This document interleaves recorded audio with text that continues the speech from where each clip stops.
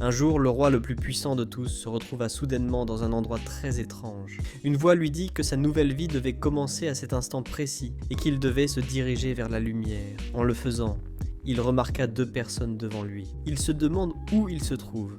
Et nous découvrons que son nom est Arthur. Il se demande qui sont ces personnes, bien qu'à ce moment-là, elles lui disent qu'elles sont sa mère et son père. Son père s'appelle Reynolds et sa mère s'appelle Alice. Ce qui fait comprendre à Arthur qu'il vient de renaître. Après d'innombrables victoires en tant que roi, il vient de devenir un bébé sans défense, incapable de se contrôler parfaitement. Sa mère s'occupe alors de changer sa couche, et il se sent frustré, comme s'il était dans une sorte de limitation physique. Peu après, un jour comme les autres, il a vu son père réaliser une sorte de technique magique. Bien qu'il ait fait une chute, sa mère s'est chargée de le soigner. Ce monde est rempli de pouvoirs qui lui sont inconnus, ce qui lui semble fascinant. Au fil du temps, son père s'est chargé d'éliminer les monstres de la région.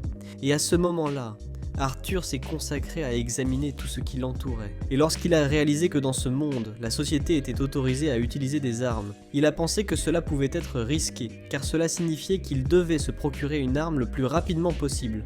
Bien qu'il soit dans un état physique qui nécessite des soins, l'idée de pouvoir se reposer tranquillement ne lui déplaît pas, car dans son ancien monde, il était incapable de le faire, étant donné qu'il était un roi très puissant et qu'il devait donc régler de nombreuses affaires. Plusieurs mois passent ainsi, jusqu'à ce qu'il apprenne enfin à marcher à 4 pattes. Malgré cela, après plusieurs mois, il est toujours incapable de s'habituer à son nouveau nom. Mais lorsqu'il apprend à contrôler son corps, il commence à s'échapper de sa mère, qui pense qu'il dort. Sans attirer l'attention, il se faufile dans sa chambre, où il s'intéresse aux livres. Il finit par rechercher toutes les informations possibles sur ce monde, où l'on découvre que le continent où il était né s'appelle Kathem. Dans ce monde, il existe 3 royaumes. Le royaume de Darv, qui est une nation souterraine de nains. Le royaume de Sapin, qui est le royaume des humains, où il réside actuellement. Et le dernier royaume est celui d'Elénor, où vivent les elfes. Le royaume de Sapin est le plus peuplé et regorge d'humains. Il ressemble beaucoup à son ancien monde, et est une nation monarchique. Bien que différent de son monde, dans cet endroit, le trône est héréditaire. De plus, comparé à son ancien monde, cet endroit est à peine en développement. En prenant un livre, il comprend que la raison en est que la magie existe dans ce monde. Sa source de pouvoir est quelque chose appelé mana, et la capacité à le contrôler est principalement héréditaire, bien qu'elle se manifeste chez une personne sur 100 pour la magie. Il existe également 2 explications du mana, qui sont la potentialisation et la conjuration. Les conjurateurs peuvent projeter leur mana et le contrôler à volonté. Quant aux potentialisateurs, comme leur nom l'indique, ils utilisent leur mana pour potentialiser leur capacité physique. Mais en se souvenant que sa mère peut utiliser la magie de guérison, il imagine qu'il doit y avoir quelques exceptions. La clé pour contrôler le mana est le noyau de mana. La plupart des utilisateurs découvrent leur pouvoir pendant la puberté, en concentrant le mana de l'espèce dans tout leur corps. Cela finit par créer un noyau de mana, qui une fois maîtrisé, les transforme en mages. Bien qu'il n'ait jamais entendu parler du mana auparavant, il connaît un concept assez similaire, car dans son ancien monde, il existait quelque chose appelé Ki. Cela lui permettait de prendre conscience de son pouvoir intérieur, de le contrôler, puis de le libérer. C'est alors qu'il tente d'utiliser l'expérience de son ancien monde pour canaliser son Ki. Il est capable de sentir le flux de mana, mais il est interrompu par sa mère.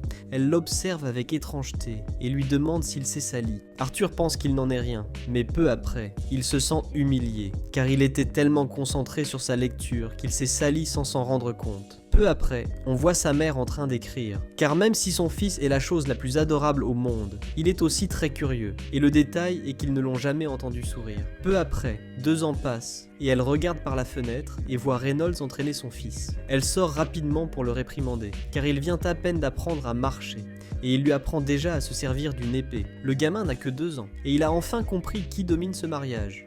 Il en vient même à penser que ce monde est peut-être matriarcal. Quelque temps plus tard, en se rendant en ville, il se sent quelque peu ému, en observant la qualité et le développement des armes. Il comprend le niveau de technologie. Il découvre également toutes sortes de substances qui n'existaient pas dans sa vie antérieure. Il est émerveillé de pouvoir observer la magie de ses propres yeux. Et lorsqu'il rentre à la maison et qu'on lui change sa couche, il se dit que même si sa nouvelle vie est très étouffante, elle n'est pas désagréable, car ses parents subviennent à tous ses besoins. Il se demande si c'est ainsi que toutes les familles devraient être. Il ne saurait le dire, car dans sa vie antérieure, il était dans un orphelinat, alors qu'il s'endort dans les bras de sa mère. Celle-ci lui dit qu'elle est très heureuse. C'est très agréable de le voir s'efforcer de lire des livres et de voir son excitation chaque fois qu'il se rend en ville. Peut-être a-t-il hérité cela de son père, et quand il sera grand, il aura envie d'explorer le monde. Même si elle préférerait qu'il mène une vie plus tranquille et sereine. Au fil des jours, il observe son père s'entraîner, et son père est le catalyseur. Et en voyant à quel point il est fabuleux, il se dit qu'il n'a pas de temps à perdre. Bien que sa mère l'emmène faire une petite sieste, il fait quelques signes en chemin pour montrer qu'il veut lire. Sa mère refuse, car c'est l'heure de dormir. Mais après qu'il ait insisté, et lui ait lancé un regard attendrissant, elle essaie de résister, mais n'y parvient pas et finit par céder à ses demandes. En ouvrant le livre, il commence à pratiquer ce qu'il fait depuis 2 ans, à savoir comment produire un noyau de mana. Il se charge de rassembler les innombrables fragments de mana dispersés dans son corps et de les concentrer en un seul point. Cette tâche demande un effort considérable, mais elle porte ses fruits. Quand il parvient enfin à faire circuler son mana, une grande explosion se produit. Reynald se précipite pour protéger sa femme, mais en se retournant, il s'inquiète de son geste. En entrant dans la maison et en le cherchant, ils sont surpris de voir qu'il n'a même pas encore 3 ans et qu'il a déjà développé son noyau de mana. Il est satisfait, car ses longues années d'études ont porté leurs fruits. Bon, ça n'a pris que 2 ans, mais c'est là. Mais à ce moment-là, des débris sont sur le point de lui tomber dessus. Mais sans perdre de temps, ses parents se précipitent à son secours. Sa mère en pleure, se réjouit qu'il soit sain et sauf. Et Arthur se demande pourquoi elle pleure, puisqu'ils n'ont fait que leur devoir. Ils devraient donc être fiers. Et c'est un sentiment qu'il est actuellement incapable de comprendre. C'est quelque chose qui ne s'apprend pas dans les livres, et qu'il n'a jamais appris dans sa vie passée. Il finit par les remercier, et leur dit « Bichoro ». Puis, dans un changement de scène, nous voyons une grotte bizarre, et une créature très étrange qui s'y trouve. Plus tard, nous découvrons que le nom d'Arthur, dans sa vie passée, était Gray. À un moment donné, un émissaire a été capturé, et il prévoyait de comploter contre le roi. Il s'agit d'un crime grave, puni par une exécution immédiate. Cependant, le conseil s'est montré très clément, et il a été déporté avec sa famille vers son pays d'origine, où une sentence l'attendait. L'homme, désespéré, accepte sa culpabilité. Il a tenté d'attaquer le roi, mais sa famille n'a rien à voir avec cela. C'est pourquoi il supplie désespérément de ne pas impliquer sa femme et ses enfants, car retourner dans son pays serait une souffrance pire que la mort. Il demande à Gray de les pardonner, s'il vous plaît, et de ne punir que lui. Cependant, le conseil l'informe que sa sentence a déjà été prononcée. Mais Gray, comprenant que leur retour dans leur pays leur causerait une souffrance encore plus grande, décide, par miséricorde, d'exterminer la famille de l'homme, car mourir est un sort meilleur que de retourner dans son pays. Et Gray n'avait pas vraiment le choix, car, bien qu'il soit roi, ceux qui contrôlaient réellement tout étaient les membres du conseil. Lui-même n'était qu'une figure imposante de guerrier. L'homme, les larmes aux yeux d'avoir perdu sa famille devant lui, remercie Gray de les avoir libérés d'un destin pire encore. Après tout cela, nous retournons dans le monde actuel, où Reynolds dit à son fils qu'il peut désormais être comme son père. Il lui remet alors ses gantelets, mais Arthur les refuse, car il n'a pas la taille pour les utiliser. En effet, il serait probablement désavantagé avant même d'approcher son ennemi. Rapidement, il commence leur entraînement, au cours duquel Arthur fait preuve de grande capacité. Mais en voyant son père imprégner son épée de magie, en volant des morceaux de bois, il fait de même. Reynolds est surpris, et après avoir détruit le bâton, il demande à Reynolds comment il s'en est sorti. Dans un changement de scène, nous voyons son père dire à sa femme qu'Arthur a définitivement besoin d'un vrai maître, mais elle refuse, car ils avaient convenu qu'il le formerait lui-même. Reynolds lui répond que c'était ce qu'il souhaitait, mais qu'Arthur avait un talent exceptionnel et qu'il gagnerait beaucoup plus à avoir un véritable mentor. Alice continue de refuser, car elle ne peut pas laisser son cher Arthur partir dans une ville lointaine. Mais Reynolds explique qu'il n'a que 4 ans et qu'il a déjà réussi à percer quelque chose recouvert de mana. Il n'y a donc pas d'autre choix que de commencer à discuter de l'avenir de leur fils. Et comme les émotions obscurcissent parfois le jugement, Arthur propose qu'il vaut mieux que tout le monde y aille ensemble. En entendant cette proposition, ses parents comprennent qu'ils ont été naïfs et se préparent rapidement à faire leur valise. Ils pensaient vraiment laisser le gamin seul à 4 ans. Bon sang, il fallait juste que tout le monde parte ensemble. Heureusement, le gamin est intelligent. Le temps passe et Arthur retrouve l'ancien groupe de ses parents, les chiffres Géméos. Ruivo dit à Arthur qu'ils se connaissent déjà, même s'il ne s'en souvient certainement pas, car il était très jeune à l'époque. Mais en fait, Arthur se souvient d'eux, et nous découvrons que Ruivo s'appelle Adam, que la fille s'appelle Jasmine Flamesworth, que la personne qui l'embrasse s'appelle Angela, et que le grand gaillard s'appelle Durden.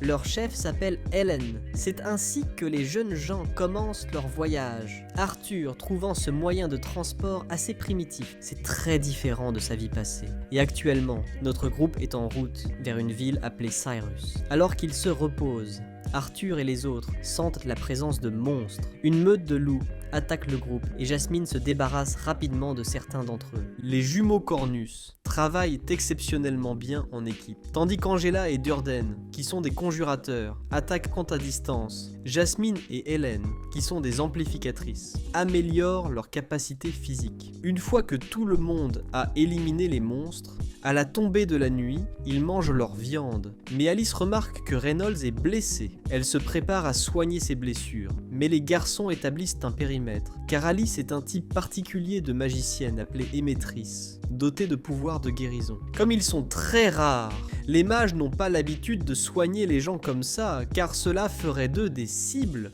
C'est l'une des raisons pour lesquelles Alice et Reynolds vivaient dans l'anonymat à la campagne.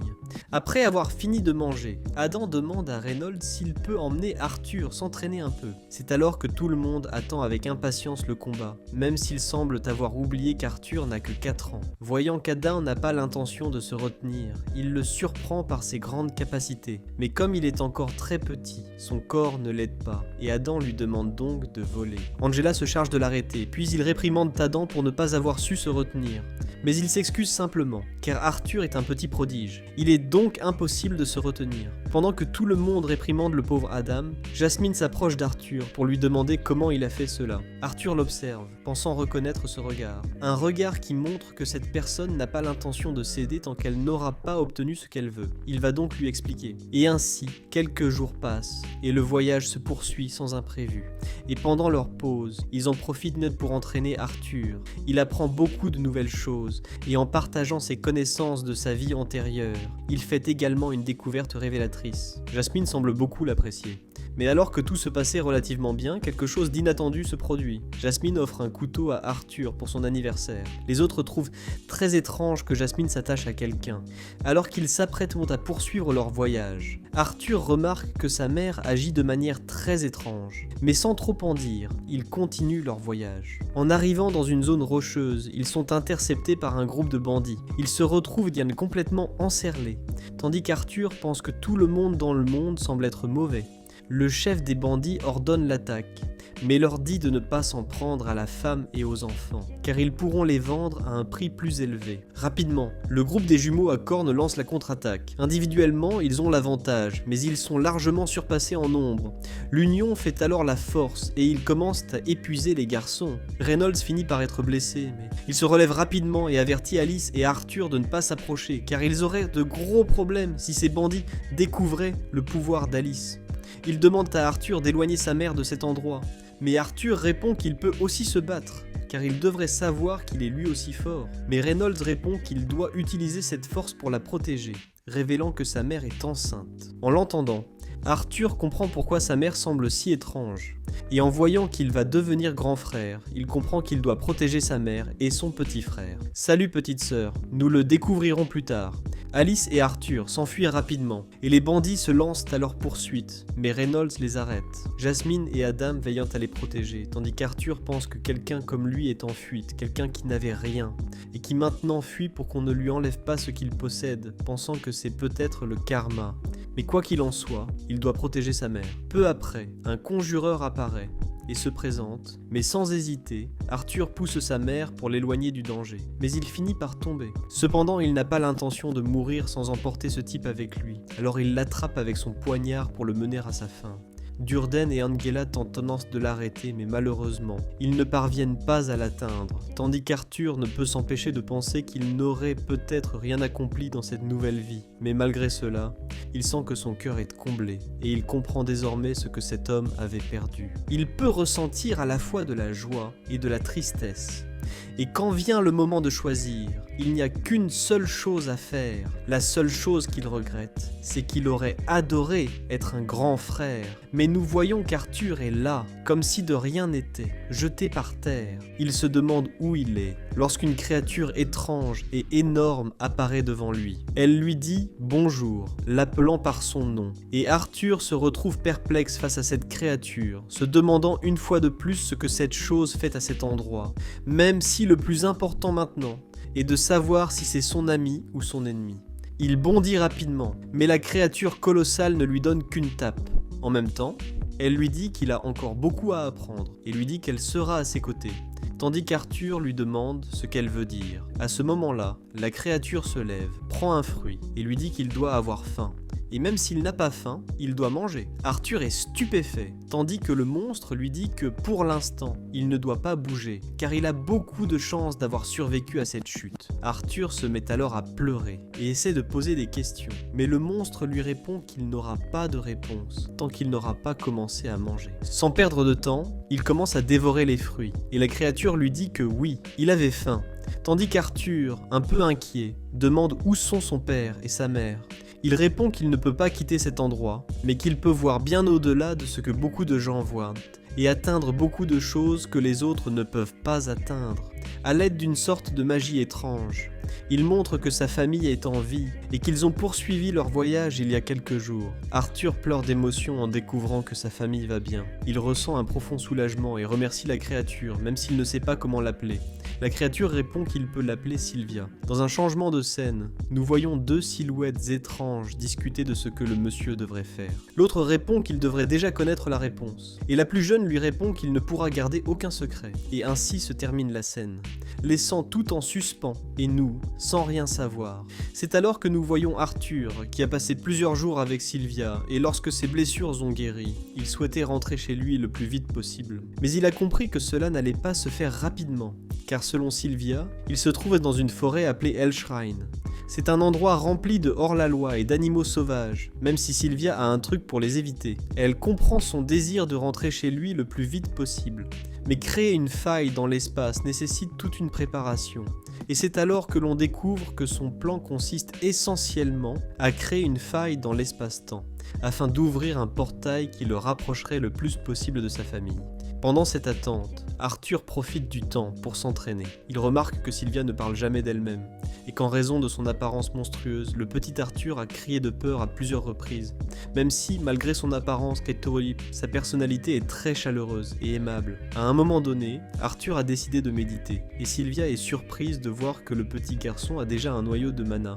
Il lui montre et lui demande si elle est capable de faire cela, bien que cela ait surpris Arthur, car il voit comment elle utilise la magie et la rassemble en même temps, un peu comme si elle remplissait le réservoir d'un avion en plein vol. Cela lui fait comprendre que les humains ont beaucoup d'idées préconçues sur le mana, et ne pensent qu'à l'accumuler et à l'utiliser, alors qu'au-delà des humains, c'est quelque chose de très naturel, en particulier pour les créatures appelées bêtes de mana.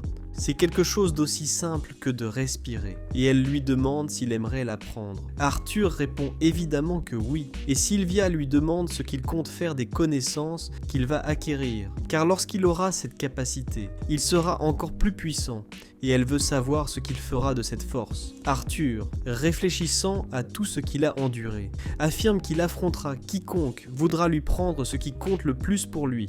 Sylvia lui donne alors une autre gifle, et lui demande de répondre correctement. Elle ne pense pas enseigner cette compétence à quelqu'un avec un regard aussi froid que celui-là, et Arthur demande pourquoi pas, car après tout, il était normal de tuer ses ennemis. Sylvia lui demande s'il aime se remplir la tête d'idées sur la façon de tuer ses ennemis, pensant qu'elle l'a certainement frappé très fort, et lui demande s'il va bien. Il répond que oui, alors Sylvia pose un de ses doigts sur son front, mentionnant qu'elle pourrait le détruire en quelques secondes, mais qu'elle pourrait aussi le caresser délicatement. Elle lui demande ce qu'Arthur préfère, et bien sûr, Il n'est pas idiot au point de répondre qu'il préfère la première option. Sylvia répond alors qu'elle veut aussi le caresser, car après tout, la colère et la haine brûlent facilement et s'expriment avec violence. Sur le moment, cela peut sembler agréable, mais au final, la haine est la seule chose qui reste, et c'est pourquoi elle ne veut pas qu'il utilise la vie qu'elle lui a sauvée pour quelque chose de ce genre. Arthur comprend, et se souvient de tout ce qui s'est passé dans sa vie passée, et à ce moment-là, Arthur a pu sentir que cet être semblait tout savoir sur lui, mais cela ne devrait pas être le cas. Sylvia lui demande alors à nouveau ce qu'il compte faire lorsqu'il sera plus fort, et après avoir réfléchi avec un esprit beaucoup plus serein, et s'être souvenu de ses bons moments, Arthur répond qu'il utilisera ce pouvoir pour protéger ceux qui lui sont chers. Sylvia est ravie de cette réponse. Mais d'un autre côté, nous voyons comment une autre créature étrange mentionne qu'elle doit être très proche et qu'il n'y a aucun endroit où Sylvia peut se cacher d'elle. À ce moment-là, Arthur fait un rêve sur sa vie passée, dans lequel, en sortant de sa chambre, il rencontre l'un de ses conseillers. Il savait que son titre de roi n'était rien d'autre qu'un titre, puisqu'il n'avait aucune autorité, toute la politique étant entre les mains du Parlement. Et que, à mesure que les ressources s'épuisaient et que les taux de natalité diminuaient, le rôle d'un roi était d'agir en tant qu'exécuteur de la guerre, guère plus qu'une machine de combat. À ce moment-là, le conseiller lui demande ce qui l'amène à cet endroit, mais il s'éloigne simplement, annonçant sa retraite. Et dans sa chambre, nous voyons comment il a détruit sa couronne. Et maintenant, de retour dans le présent, Sylvia lui apprend à rassembler et à utiliser la magie. Une fois qu'il sera capable de le faire, ses capacités magiques seront considérablement amplifiées. Alors qu'il tente de contrôler cette magie, il se souvient que dans sa vie antérieure, la seule chose qu'il désirait pour vaincre n'importe quel adversaire était de contrôler le ki. Et maintenant, dans ce nouveau monde, il a rapidement appris la technique que Sylvia lui a enseignée. Cependant, sentant une présence étrange, Sylvia le cache derrière un tas de rochers et lui demande de ne faire aucun bruit, le recouvrant de sa magie. Et devant Sylvia apparaît la créature de tout à l'heure. Elle répond qu'elle est très impressionnée qu'il ait réussi à la trouver, bien qu'une autre créature réponde que c'est grâce à l'odeur de son sang. Il lui ordonne de le suivre, mais Sylvia refuse. Et lui, voyant qu'il n'a plus d'autre choix que de recourir à la violence, recourt à la violence. Sylvia parvient difficilement à se protéger, mais Arthur se sent très frustré de ne pas pouvoir l'aider. Elle lui dit par télépathie qu'il ne doit pas s'inquiéter. Puis elle détruit son armure, révélant sa véritable apparence, laissant Arthur surpris de voir qu'il s'agit d'un dragon. Mais c'était évident, vu l'armure qu'elle portait, non? Bref, Sylvia rassemble son énergie, lance un puissant rayon et attaque une autre créature. Mais celle-ci répond simplement que c'est absurde, car ce type de pouvoir va lui coûter très cher, même si elle s'en moque, car elle était soi-disant heureuse. Cependant, un autre monstre utilise une quantité d'énergie sombre gigantesque et attaque Sylvia sans relâche. Elle est plus préoccupée par Arthur que par son propre combat, ce qui donne au monstre suffisamment de temps pour lancer une autre attaque puissante. Mais Sylvia utilise son pouvoir pour figer le temps, prolongeant ainsi le temps d'Arthur et le sien. Il lui demande de l'accompagner, et elle lui dit qu'elle a utilisé son pouvoir, mais que le plus important maintenant est de savoir si elle ressemble davantage à Sylvia sans son armure. Et en effet, sans son armure, elle ressemble davantage à Sylvia. Arthur, surpris, lui demande si elle a toujours été un dragon, et elle répond que c'est ainsi que les humains les appellent. Mais maintenant, elle n'a pas le temps de discuter, alors elle ouvre une faille dans l'espace pour qu'Arthur puisse rejoindre sa famille. Elle le regrette, car la sortie n'est pas aussi proche qu'elle l'espérait. Mais elle est sûre qu'il s'en sortira, car elle lui a appris ce qu'il fallait pour survivre. Avant qu'Arthur ne parte, elle lui demande à nouveau quel est son but, et il répond que son pouvoir est de protéger ses proches. Elle déclare alors que c'est une promesse, et elle donne un œuf à Arthur, ainsi qu'une plume, en lui disant qu'il doit envelopper l'œuf avec cette plume et en prendre bien soin. De plus, elle lui confère un pouvoir. Arthur demande ce que tout cela signifie, mais Sylvia répond qu'il le saura le moment venu. Cela dit, il est temps pour eux de se dire au revoir. Bien qu'Arthur regrette de devoir se séparer d'elle, Sylvia avoue qu'elle aurait pu le renvoyer chez lui immédiatement, mais qu'elle n'a pas voulu le faire, car elle appréciait sa compagnie. Arthur est triste de ne pas avoir pu la protéger, même si elle lui a appris tant de choses, mais elle lui fait comprendre que cela était prévu. Dans son esprit, Arthur, quelque peu triste, se demande si c'est la gratitude qu'il éprouve pour Sylvia qui le fait se sentir ainsi, ou si c'est le temps qu'ils ont passé ensemble qui l'a changé. Pour lui, peu importe qu'elle soit un dragon ou un monstre, il la considère comme faisant partie de sa famille, même si elle lui répond qu'il a déjà une mère. Mais Arthur lui dit alors quelle est sa grand-mère. Sylvia est émue par ses paroles et lui demande si elle peut l'appeler ainsi à nouveau. Arthur lui fait plaisir, tandis que Sylvia, en pleurs, le remercie. Elle l'encourage ensuite à aller de l'avant. Et Arthur prend l'œuf et l'enveloppe dans la plume. Mais en traversant le portail, il lui dit qu'il ne peut pas y aller seul et lui demande de l'accompagner. Mais c'est un adieu triste, et une fois qu'Arthur parvient à partir, elle débloque le temps et reçoit l'attaque de plein fouet, mettant fin à sa vie. Mais l'autre créature s'approche d'elle, commentant que cela n'aurait pas pu mettre fin à quelqu'un comme elle. Sylvia en profite rapidement pour l'attaquer à brûle-pourpoint, provoquant une grande explosion. Après cela, nous voyons à nouveau les deux silhouettes, où l'une demande si cela a suffi, et l'autre répond que cela a été plus que suffisant, et que maintenant, le reste ne dépend que d'elle. Et là, on ne comprend toujours rien, n'est-ce pas? Mais enfin, tandis qu'Arthur traverse le portail, Sylvia lui parle mentalement, lui disant que tout ira bien. Et même si elle comprend qu'il se sente triste, le monde est plein de douleurs. Et c'est pourquoi ils doivent convertir cette douleur en foi. Arthur se sent incapable de le faire. Mais elle lui dit que petit à petit, il y arrivera. Elle sait qu'il y arrivera, après tout. Il était le roi le plus puissant et le plus fort de tous, ce qui surprend Arthur lorsqu'il découvre que Sylvia connaissait sa vie passée.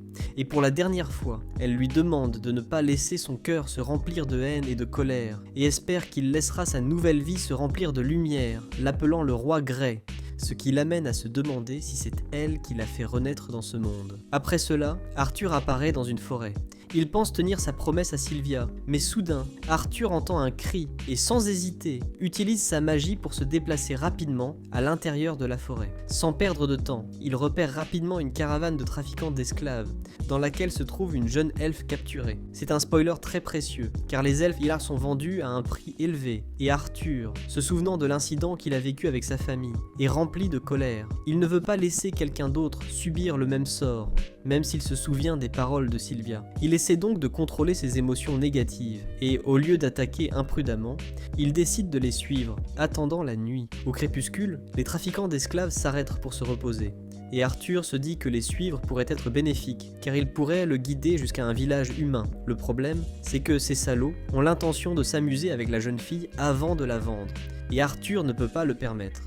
Mais pour l'instant, il préfère se préparer et attendre le moment idéal. Et une fois la nuit tombée, il observe les loups, se demandant pourquoi ils sont si obéissants. En les examinant de plus près, il remarque qu'ils portent des colliers magiques, mais il utilise les loups, attirant leur attention pour provoquer un tumulte.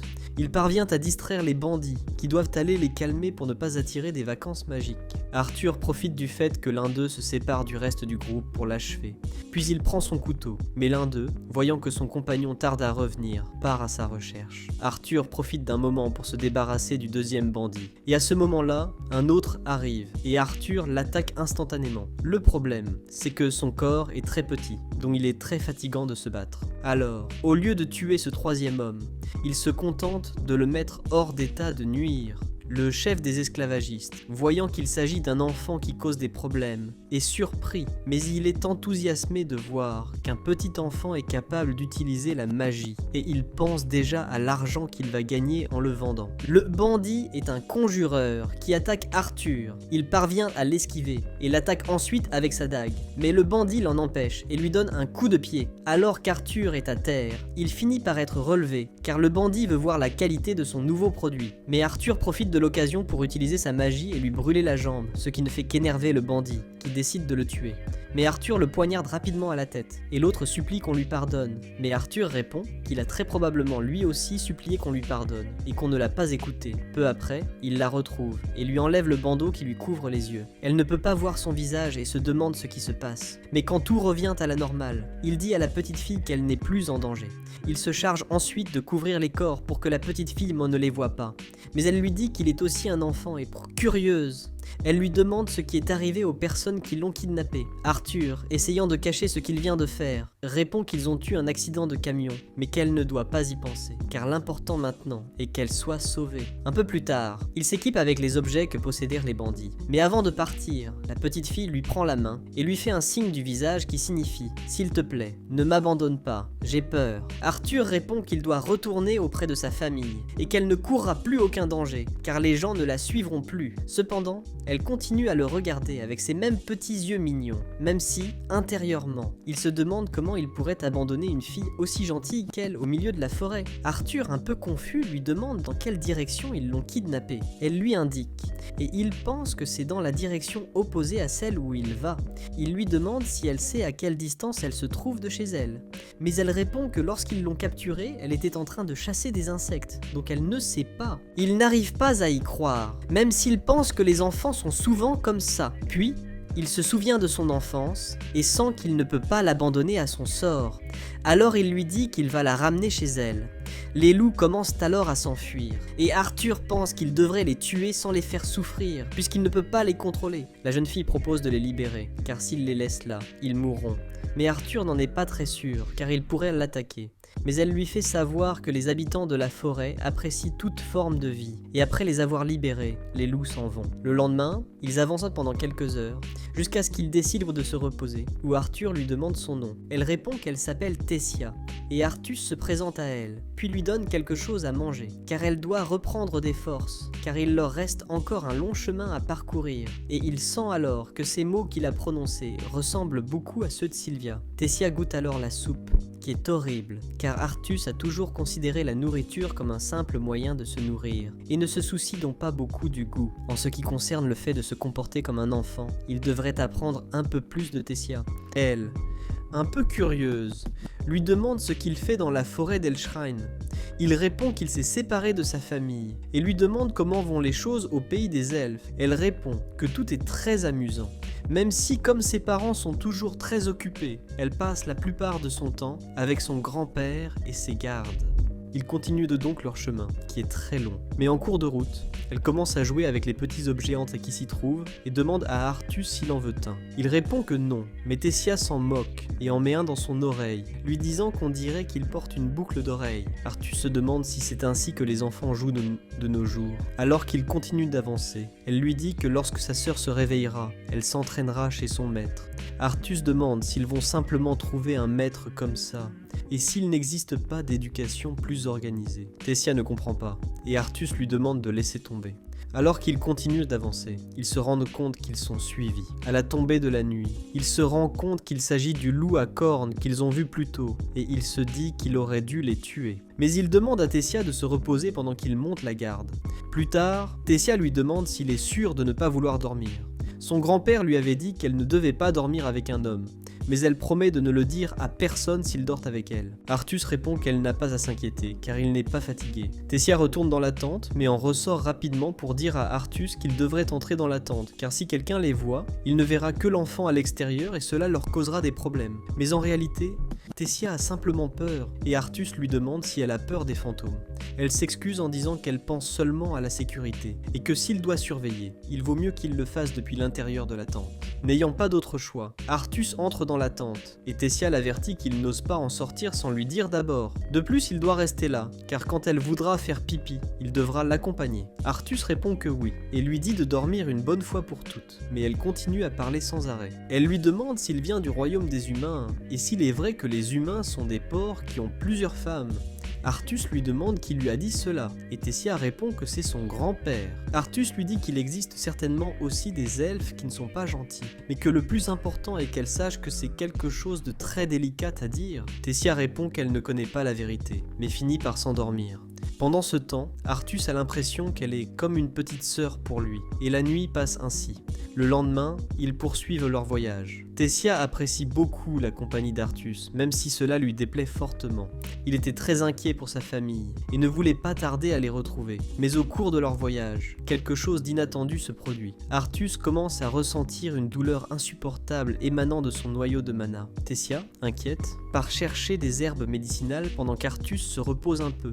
Mais sa douleur ne s'améliore pas et devient de plus en plus fréquente. Mais soudain, l'un des loups à cornes apparaît devant lui. Arthus, en état d'alerte, demande à Tessia de ne pas s'approcher. Mais le loup à cornes lui laisse simplement de la viande et s'éloigne. Tessia lui fait comprendre que ce loup lui rend l'appareil, afin que le soir venu, nos petits puissent enfin manger quelque chose de savoureux. Pendant qu'ils mangent, Tessia leur montre quelques champignons qui sont très nutritifs, même si, après les avoir mangés, le pauvre Artus finit par avoir une diarrhée terrible. Elle s'excuse auprès de lui, car ils étaient peut-être trop forts pour des hommes. Et après cela, les jeunes vont se coucher. Tessia parle beaucoup. Mais le pauvre Artus commence à avoir sommeil, alors elle le couvre d'une couverture, et le lendemain, alors qu'ils avancent, il essaie de dissimuler sa douleur. Elle s'excuse pour tout ce qui s'est passé à cause d'elle, mais Artus répond qu'il n'y a pas de quoi s'inquiéter après tout, ils sont déjà très près. À ce moment-là, Tessia mentionne que maintenant qu'ils se connaissent bien, elle se demande s'il serait d'accord qu'elle l'appelle Art, comme s'ils étaient amis. Et il répond qu'elle peut le faire si elle le souhaite. Après tout, pour un villageois de conditions modestes comme lui, accompagner Mademoiselle Tessia est un honneur qu'il ne mérite pas. Elle lui dit que ses plaisanteries sont réservées aux personnes plus âgées. Et il se moque d'elle en lui disant qu'elle parle comme une pleurnicheuse, puisqu'elle ne veut même pas faire pipi sans lui. Irritée, elle continue d'avancer. Mais il tombe soudainement sur un étrange portail. Tessia, émue, annonce à Arthur qu'ils sont enfin arrivés, et elle lui tend la main pour qu'ils entrent ensemble. Une fois à l'intérieur, Arthur est surpris et effrayé de se rendre compte qu'il est entouré d'un groupe d'elfes. Il s'approche rapidement, et Arthur se tourne rapidement vers Tessia. Mais en voyant son expression, il sent qu'il s'est laissé convaincre trop rapidement par ses paroles. Les elfes et les humains sont ennemis depuis longtemps, et il s'est laissé convaincre par l'innocence de la jeune fille. Mais lorsque Tessia apprend que les soldats s'apprêtent à exécuter Arthur, elle leur ordonne d'arrêter, car c'est lui qui lui a sauvé la vie. Mais les soldats ont l'intention de l'exécuter quand même, car ils pensent qu'il a simplement manipulé la princesse pour entrer sur le territoire des elfes. Heureusement, Virion arrive sur les lieux et ordonne de laisser le jeune homme partir. Il explique à sa petite fille qu'il est tout à fait naturel que les soldats aient réagi ainsi en voyant un humain aux côtés de la princesse disparue. C'est alors qu'il se présente à Arthur comme l'ancien roi d'Elénor. Il s'appelle Virion et remercie Arthur d'avoir sauvé sa petite fille. Arthur est surpris de découvrir l'origine de Tessia, car il n'aurait jamais imaginé voyager avec une princesse. Arthur n'arrive pas à y croire, car il n'a rien remarqué qui puisse indiquer qu'elle était de sang royal. À ce moment-là, ses parents arrivent sur les lieux, inquiets pour elle. En les voyant, Arthur comprend qu'ils sont les rois d'Elénor, mais le roi, en le voyant, demande aux soldats pourquoi ils n'ont pas capturé cet humain. Mais Virion informe son fils qu'il a donné l'ordre de ne pas l'arrêter, car bien qu'il soit un barbare, c'est lui qui a sauvé la princesse. Elle informe ses parents que c'est Arthur qui l'a sauvé, et qu'ils ont donc désormais une dette envers lui. Elle propose de l'inviter à son château et demande à Arthur de l'accompagner, car elle va demander à son chef de lui préparer ses plats préférés. Et dès qu'elle jette un regard menaçant à ses parents, ceux-ci acceptent sans objection. Mais Virion prévient Arthur qu'ils discuteront plus tard, tandis que Tessa prend Arthur par la main. Il pense sentir un pouvoir étrange émané de Virion. Et peu de temps après, alors qu'ils se promènent dans la ville, Arthur est observé avec réticence par tous les habitants. Il est très surpris, impressionné par les infrastructures de la ville. Comme il l'a lu dans les livres, les humains sont toujours en conflit avec les elfes à cause des guerres du passé. Et c'est incroyable qu'il puisse voir la ville des elfes de si près. Tessa lui semble également être quelqu'un de très particulier, même s'il ne comprend toujours pas pourquoi elle avait cette expression à ce moment-là, ni la douleur qu'il ressent maintenant. Mais il est déterminé à ne plus baisser sa garde. Et lorsqu'ils arrivent au château, Tessa présente Arthur à ses serviteurs, leur ordonnant d'offrir la meilleure hospitalité à celui qui lui a sauvé la vie, se demandant ce qu'il devrait faire en premier. Cependant, Arthur l'interrompt, proposant d'abord de parler de ce qu'ils ont vécu jusqu'à présent. Dans un changement de scène, alors que tout le monde est réuni autour de sa table, Tessa lui demande pourquoi il reste debout et lui ordonne de s'asseoir. Les soldats se chargent de l'asseoir, puis commandent des collations, tandis qu'Arthur se demande si tout cela est correct. À ce moment-là, le roi d'Eleanoria se présente sous le nom d'Aldion, et sa femme se présente également, elle s'appelle Midial. Arthur leur rend alors hommage, se présentant sous son nom complet et racontant qu'il était né dans un village pauvre du royaume de Sapin. Il est évident qu'il ne pouvait pas se présenter à la royauté des humains, encore moins à celle des elfes, et il est donc très reconnaissant d'avoir cette opportunité. Alduin répond que pour quelqu'un qui est né dans la pauvreté, il est très poli. Cependant, Arthur pense que même si cette présentation était exagérée, il n'obtiendra rien s'il continue à le traiter comme un enfant. Il commence alors à expliquer tout ce qui s'est passé.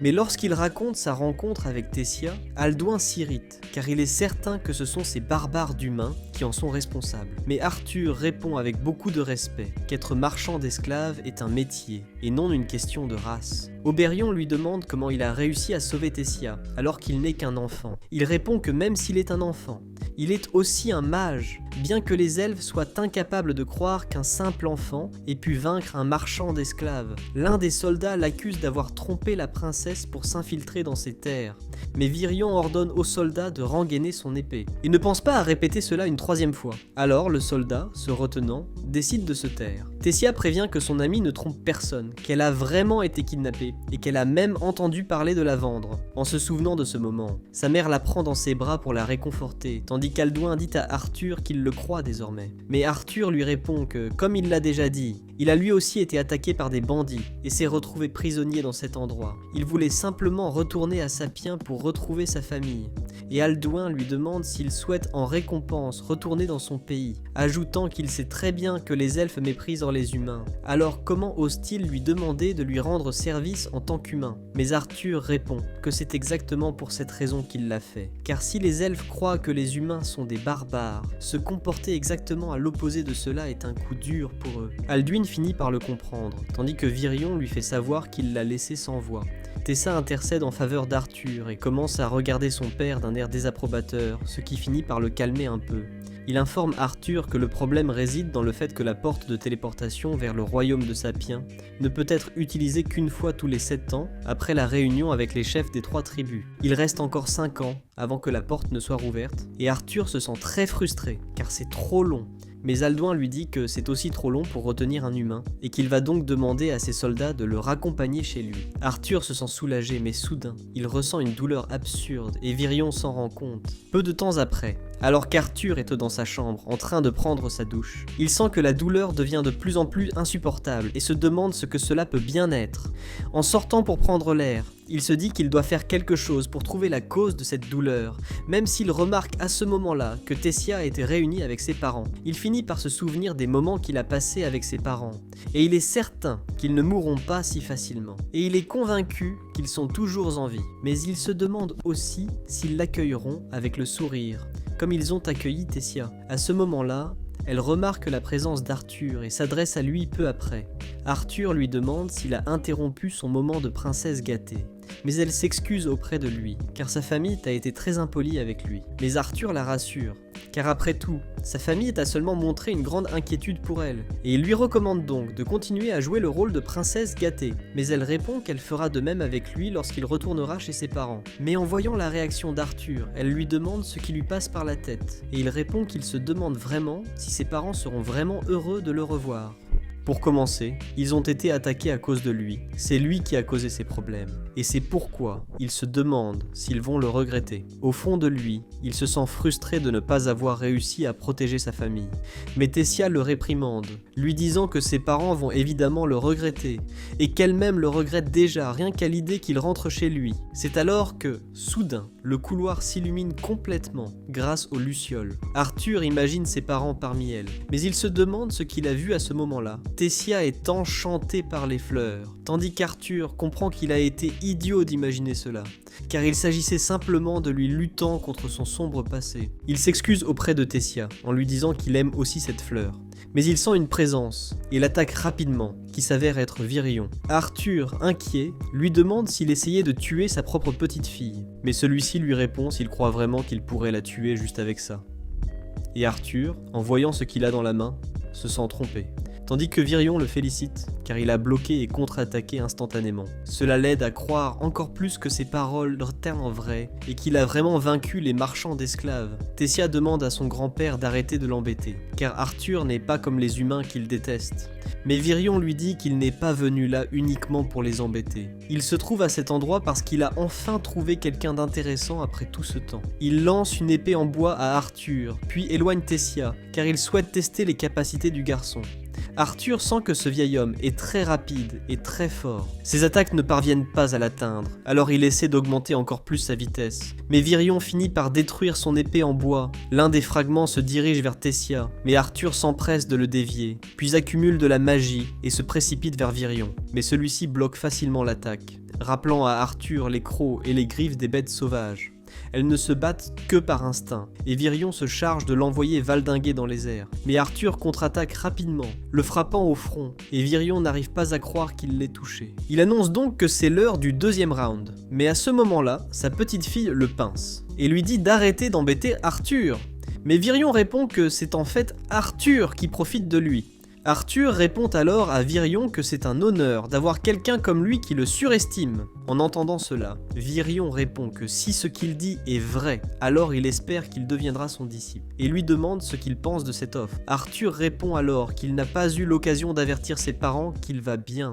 Virion lui répond alors qu'il existe un moyen d'informer ses parents de l'endroit où il se trouve. Ce qui surprend Arthur, mais soudain, il ressent à nouveau une douleur insupportable. En voyant cela, Virion commande que c'est bien ce qu'il imaginait. Arthur a hérité de la volonté bestiale.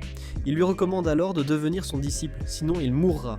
C'est alors que nous voyons Arthur, qui souffre énormément à cause de toute la douleur qu'il endure. C'est alors qu'un monstre apparaît devant lui, et il se demande si c'est une manifestation de son anxiété ou de sa responsabilité. Mais en entendant son nom plusieurs fois, il se réveille. Il se retrouve face à Tessa, mais il répond qu'elle le dérange, la traitant de monstre de ses rêves. Il demande encore 5 minutes pour dormir. Et Tessa, agacée, lui ordonne de se lever parce que son grand-père l'attend. À son réveil, elle lui demande s'il est vrai qu'il va rester avec eux. Mais Arthur répond qu'il ne sait pas encore, car il doit d'abord informer ses parents qu'il va bien. Mais lorsqu'il l'appelle princesse, Tessa s'énerve, car elle lui avait demandé de l'appeler Tessia. Pendant ce temps, nous voyons que le roi insiste auprès de son père pour qu'il ne permette pas à Arthur de rester dans ce royaume, car cela va à l'encontre de la tradition. Mais Virion lui fait savoir que s'il souhaite que cet enfant reste, c'est parce qu'il s'est attaché à lui. C'est sa seule raison, et à ce moment-là, Tessa prévient son père qu'Arthur l'a sauvé. Mais son père lui ordonne de se taire. Mais Virion dit qu'il en a assez, et les emmène avec lui. En chemin, Arthur demande combien de temps il leur reste avant d'arriver chez son mystérieux ami. Virion emmène Arthur chez l'un de ses amis, qui est incapable de communiquer avec ses parents, et en chemin, Tessa finit par s'endormir. Virion informe Arthur qu'il s'est levé très tôt, car il est très intéressé de savoir ce que l'avenir lui réserve. Il révèle qu'en tant que seule héritière du trône, Tessa a été élevée dans un environnement solitaire depuis son enfance, jusqu'à l'âge adulte. On a souvent trahi sa confiance, raison pour laquelle elle reste distante des gens. Mais il a remarqué qu'elle est toujours à ses côtés, et cela l'a fait beaucoup sourire, ce dont il lui est reconnaissant.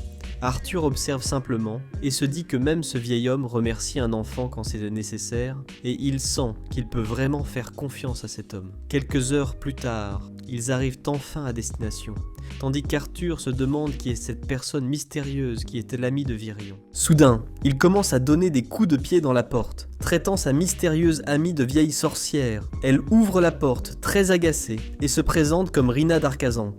C'est une magicienne très spéciale, et Arthur se présente également à elle, tandis qu'elle les invite à entrer.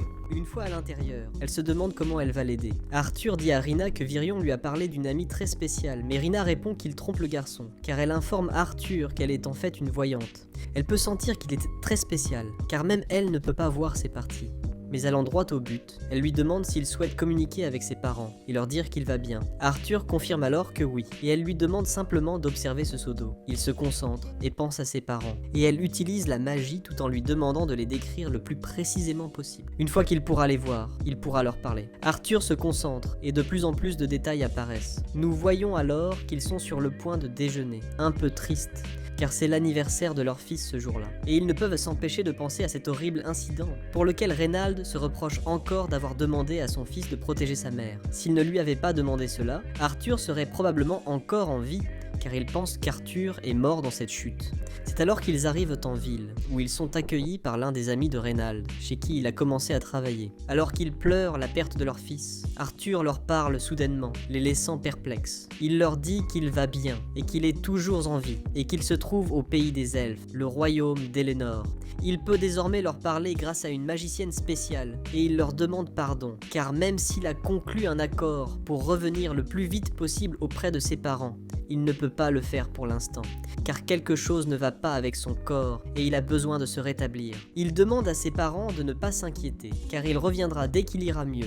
Ils retrouvent donc la foi et sont soulagés d'apprendre que leur fils est vivant. Arthur leur dit de ne pas se sentir coupable et ajoute qu'il ne sait pas s'il pourra les recontacter, mais leur demande de ne pas s'inquiéter et leur dit qu'il les aime. Et lorsqu'il perd la connexion, il ne peut s'empêcher de penser qu'il est soulagé, que ses parents aillent en bien et qu'il ne veut pas leur causer davantage de souffrance. confiance. Il demande à Virion de le prendre comme disciple, et quelque temps plus tard, nous voyons Tay informer son père qu'Arthur l'a sauvé 2 fois, et que s'il l'expulse maintenant, les gens penseront que les elfes sont ingrats. Après avoir réfléchi un moment, le roi finit par accepter, et Virion informe son fils qu'il va lui-même former Arthur. Il lui demande donc de faire en sorte que tout le pays soit au courant. De plus, il envisage d'assumer l'entière responsabilité pour lui. Peu de temps après, nous voyons le roi présenter ses excuses à Arthur, car il est peut-être resté si longtemps sur le trône qu'il est devenu quelqu'un d'obstiné et de démodé. Il a sauvé sa fille, et il est désormais le premier disciple de son père. Ils lui présentent leurs excuses et l'accueillent dans le royaume, tandis qu'Arthur se demande ce qui a bien pu le pousser à changer d'attitude si soudainement. Mais en voyant Tésia et Virion, il comprend que le royaume est capable de dire non à son père et à sa fille. Alors qu'ils se serrent la main, Tésia les interrompt. Elle prévient son père que s'il tient vraiment à tout cela, il doit laisser Arthur sortir pour jouer, car elle veut lui montrer tout le royaume, et même plus. Elle est émue et emmène le pauvre Arthur pour lui montrer le royaume. Il est surpris de voir les lieux, tandis que Tésia est très émue, désireuse de lui montrer toute la ville. Mais en chemin, il rencontre un petit elfe qui dit à Arthur de ne pas le toucher, afin de ne pas le contaminer avec ses germes humains. C'est méchant, non? Il dit que même si le vieil homme Virion l'aime bien, cela ne signifie pas qu'il appartient à cet endroit. Les autres petits elfes le soutiennent, disant à Arthur qu'il est un singe. Mais Tésia dit à Arthur de simplement l'ignorer. L'autre elfe dit à Tésia qu'elle ne devrait pas s'associer à cette personne et lui demande de l'accompagner à sa place. Mais Arthur commence à s'énerver et le traite de sale elfe. Le petit elfe se demande ce qu'il raconte, mais Arthur continue de le provoquer, le traitant de tête de réservoir d'eau, d'yeux bridés, d'oreilles de souris et bien d'autres choses encore. Et après avoir dit tout cela, il lui demande d'accepter les excuses d'un humble insecte comme lui. Après cela, ils essaient même de partir, mais le petit elfe dit qu'il n'acceptera pas cela. Il ne peut permettre à personne de salir le nom de sa famille, et fier, il le défie en duel. À ce moment-là, Tésia lui demande ce qu'il fait, en défiant un disciple du vieil homme Virion, car même s'il est un noble, il devrait connaître sa place. Mais ce petit elfe misérable répond que son père lui a appris à ne laisser personne salir sa fierté. Et s'adressant à Arthur, il lui demande s'il va accepter le duel ou non, ou s'il envisage de s'enfuir et de faire honte à son maître. Arthur se demande si un duel n'est pas quelque chose de sérieux dans ce pays, mais voyant que tous les adultes les observent, il finit par accepter, tandis que Tésia va jouer le rôle de juge. Alors que le champ de bataille se prépare, nous voyons que tous les adultes forment un grand groupe de curieux. Tésia donne alors le coup d'envoi du combat, et l'elfe attaque Arthur, qui le repousse d'un coup de poing. Surpris, il demande s'il l'a frappé trop fort, mais Tésia le prend par la main et s'enfuit en courant. Pendant qu'il court, Arthur se rend compte qu'il s'attache de plus en plus à la princesse. Il passe ainsi une agréable journée à explorer toute la ville. Dans les magasins où il était rejeté parce qu'il était humain, Tésia intervenait. À la fin de la journée, elle remarque qu'il est pensif et lui demande si quelque chose le tracasse. Il répond que ce n'est rien, tout en pensant que Virion lui avait fait comprendre que son entraînement serait très difficile, car la formation d'un dompteur de bêtes est comparable à une immersion dans de l'eau bouillante. Arthur a décidé de rester dans un pays étranger, sans le soutien de sa famille. Ainsi, même survivre au quotidien exigera de grands efforts, mais s'il parvient à tenir bon, il obtiendra d'excellents résultats. C'est pourquoi Virion lui demande une fois de plus s'il est sûr de lui, et Arthur lui fait clairement comprendre qu'il est déterminé. C'est alors qu'il annonce à Tésia qu'il est très impatient de commencer son entraînement, car c'est lui qui décidera de son propre avenir. Tésia répond qu'elle aussi a l'intention de faire de son mieux pour ne pas perdre contre lui. Le lendemain, Arthur commence son entraînement. Il se dit que depuis son arrivée dans ce monde, le temps a passé très vite, le chemin a été semé d'embûches, et ce qui l'attend est encore plus difficile. Mais pour l'instant, il est déterminé à aller de l'avant et à s'investir dans son entraînement, car c'est lui qui prendra les rênes de son propre destin. C'est alors que nous faisons un bond dans le temps de 3 ans, où Tésia a maintenant grandi. Comme d'habitude, elle continue d'embêter Arthur pour qu'il se réveille. Et à ce moment-là, Arthur se rend compte que Virion doit partir pour une réunion. Le roi et la reine sont également présents. Mais il est soudainement interrompu par Tésia, qui lui offre un sandwich. Elle lui fait comprendre qu'il devrait être reconnaissant qu'une jeune fille aussi belle et gentille qu'elle lui ait préparé cela. Mais pendant qu'il mange, il demande où se trouve la jolie fille. Plus tard, pendant qu'il s'entraîne, Virion observe et pense qu'il est temps de passer à la deuxième phase. Mais avant cela, il faut revoir les bases. il faut d'abord stabiliser le mana, la base de la magie, où l'on peut obtenir l'un des éléments suivants, le feu, l'eau, le vent ou la terre, en plus des éléments que l'on peut apprendre en fonction de sa race. Par exemple, les elfes ont une meilleure affinité avec la magie du vent, tandis que d'autres races peuvent avoir une meilleure affinité avec l'eau et la terre, ou avec la terre et le feu, comme les nains par exemple. Mais les humains peuvent manipuler les 4 éléments. Chaque élément a sa propre affinité, et une personne ne peut en avoir qu'une seule. Mais il existe de rares cas où une personne peut avoir une affinité avec plusieurs éléments. À ce moment-là, Tésia demande à son grand-père pourquoi Arthur ne pratiquait pas la magie avec elle. Virion lui explique que c'est parce qu'il est encore faible, car la volonté de la bête en lui perturbe encore l'équilibre entre son corps et son noyau de mana. Comme il s'agit d'une bête très puissante, la première chose à faire est d'assimiler le mana dans son corps. À ce moment précis, Arthur se souvient de l'instant où Tésia a éveillé son mana. Les elfes qui éveillent leur mana avant l'âge de 10 ans ont un grand potentiel, et Tésia l'a éveillé à 9 ans. Depuis lors, il a commencé à s'entraîner à ses côtés, où elle lui donne toujours des leçons. Cependant, Virion informe Arthur que le moment est venu pour lui d'éveiller la volonté de la bête à l'intérieur de son corps. S'il y parvient, il ne ressentira plus de douleur et deviendra un véritable dompteur de bêtes.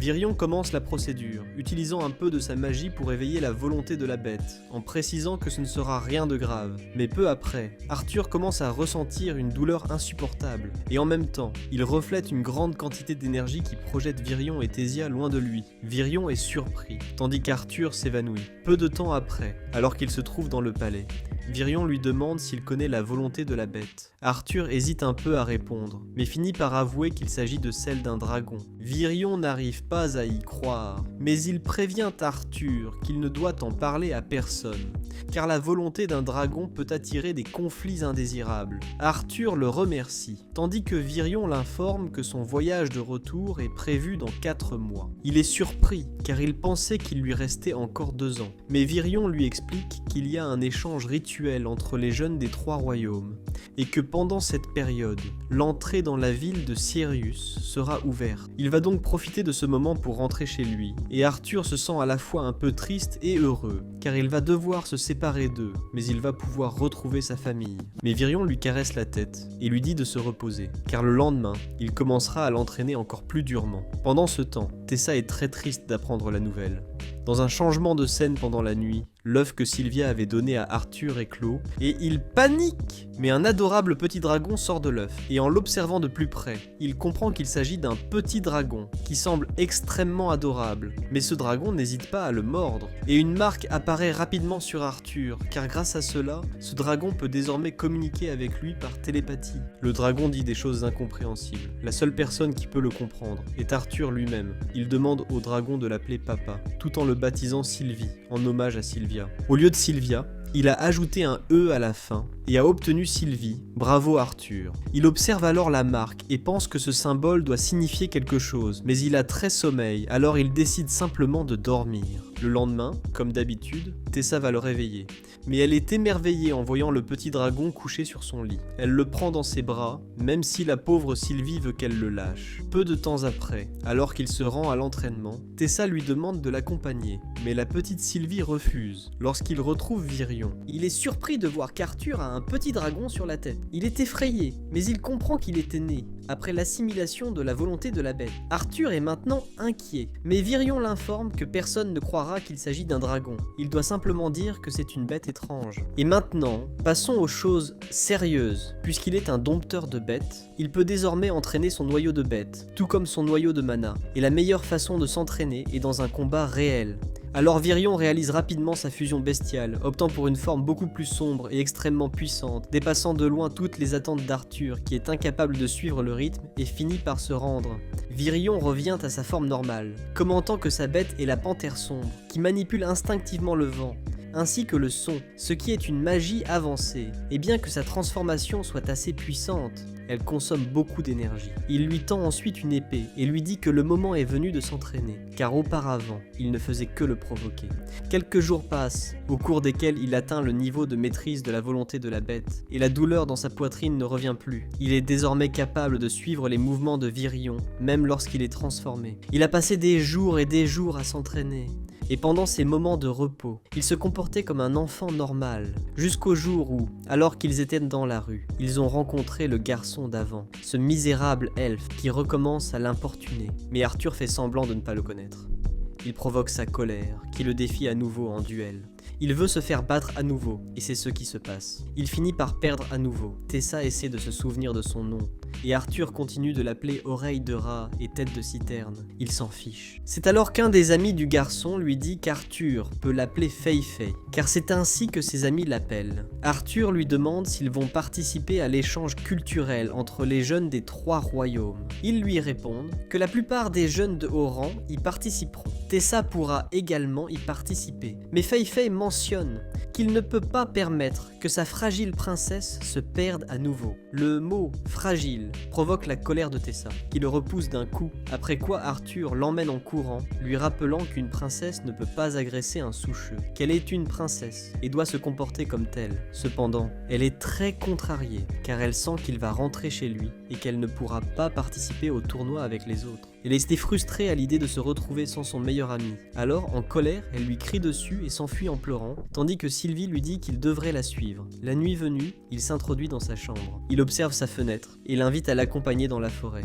Après avoir marché un certain temps, nous voyons que Tessia est très fatiguée, même si elle s'efforce de ne pas s'endormir. À ce moment précis, elle demande à quoi ressemble le royaume des humains, et Arthur lui répond qu'en réalité, il n'en sait rien. Il mentionne qu'il aimerait qu'elle puisse rester là pour toujours. Mais en essayant de répondre, il remarque qu'elle s'est endormie. Le jour tant attendu arrive enfin, et Arthur se prépare à rentrer chez lui. Alors qu'il s'approche du portail, Villion lui remet une boussole afin qu'il ne se perde plus. Sur cette boussole se trouve un emblème royal, qui lui sera très utile s'il souhaite y retourner. Il lui murmure alors qu'il ne devrait pas sortir si tard le soir, faisant référence à son escapade avec Tessia. À ce moment-là, Arthur demande où se trouve Tessia, mais ses parents l'ignorent également, et lorsque le portail s'ouvre, il est sur le point de partir, et Tessia court désespérément vers lui. Arthur se dirige vers elle, et la petite Tessia lui dit qu'il lui manquera beaucoup, et qu'elle sera très inquiète pour lui. Arthur la serre alors dans ses bras et en pleurant, lui dit qu'elle lui manquera aussi. Le portail s'ouvre alors et il est temps de se dire au revoir. Arthur fait ses adieux aux elfes et se retrouve maintenant dans la ville flottante de Cyrus, devant la maison où vivent son père et sa mère. Lorsqu'il frappe à la porte, sa petite sœur Éléanore vient l'accueillir, puis ses parents apparaissent, tandis qu'Arthur leur annonce son retour. Ses parents n'arrivent pas à croire que leur fils est de retour, et tandis qu'ils l'embrassent avec beaucoup d'amour, la petite Éléanore demande à ses parents de ne pas pleurer. En la voyant, Arthur se souvient du moment où son père lui a révélé qu'il aurait une petite sœur, et Arthur se présente à elle comme son grand frère. Peu de temps après, une fois à la maison, ils demandent à Arthur comment il se sent, car il avait précédemment dit que son corps subissait quelque chose d'étrange. Arthur leur dit qu'ils n'ont pas à s'inquiéter, qu'il va bien, mais Éléanore est un peu jalouse de toute l'attention qu'Arthur reçoit. Sa mère lui demande de s'approcher, car il est le grand frère dont on lui a tant parlé. Arthur dit à sa sœur qu'il est très heureux de la voir. Et une fois que les choses se sont un peu calmées, Arthur a mis ses parents au courant. Cependant, bien qu'il leur fasse confiance, il a omis de leur dire qu'il avait rencontré Sylvia. C'est pourquoi il leur a menti, en leur disant qu'il avait survécu à la chute. Il a fini par utiliser la magie de combinaison subconsciente, et a eu beaucoup de chance, du moins c'est ce qu'il a dit. De plus, après son voyage dans le royaume des elfes, il déteste devoir être désagréable avec ses parents. Mais il est trop risqué pour lui de leur dire toute la vérité avant d'être devenu quelqu'un de très puissant. Reinaldos demande qui est le petit, et Arthur les présente. Il dit que c'est une petite bête de mana. Il en profite pour mentionner que la mère de la créature était très malade. C'est la raison pour laquelle il a décidé de l'aider et de l'élever. Sylvia s'attache rapidement à Éléanore, tandis que Reinaldos demande à Arthur à quel stade en est son noyau de mana. Bien que sa femme commence à le questionner parce que leur fils vient d'arriver, c'est la seule chose qu'il parvient à demander. Reinaldos voulait vraiment comparer sa croissance à celle de son fils. Arthur lui demande ce qu'il fait, et il révèle qu'il travaille actuellement à la maison de vente aux enchères d'Elstia. De plus, il forme l'équipe de sécurité. Et il y a quelques années, son noyau de mana a atteint la couleur orange foncé. C'est alors que l'on découvre, par ordre croissant, la couleur du mana. Elle commence par le noir, puis passe au rouge, du rouge à l'orange, de l'orange au jaune, et du jaune à l'argenté, et enfin de l'argenté au blanc, qui est le plus puissant. Bien que chaque couleur ait 3 stades, à savoir foncé, standard et clair, son père, en tant que potentialisateur, possède un physique impressionnant. Cependant, pour élever son noyau de mana, il doit faire un effort considérable. À ce moment-là, Reynaldos est surpris de voir que son fils se trouve dans la bande rouge claire. Autrement dit, il a failli perdre. C'est pourquoi il est ému de soutenir son fils pour qu'il aille s'entraîner dans la cour. Pendant ce temps, Eleanor commence à se plaindre car son père l'a insulté lorsqu'il s'est rendu compte que son fils avait failli perdre. C'est pourquoi Reynaldos reçoit une réprimande bien méritée.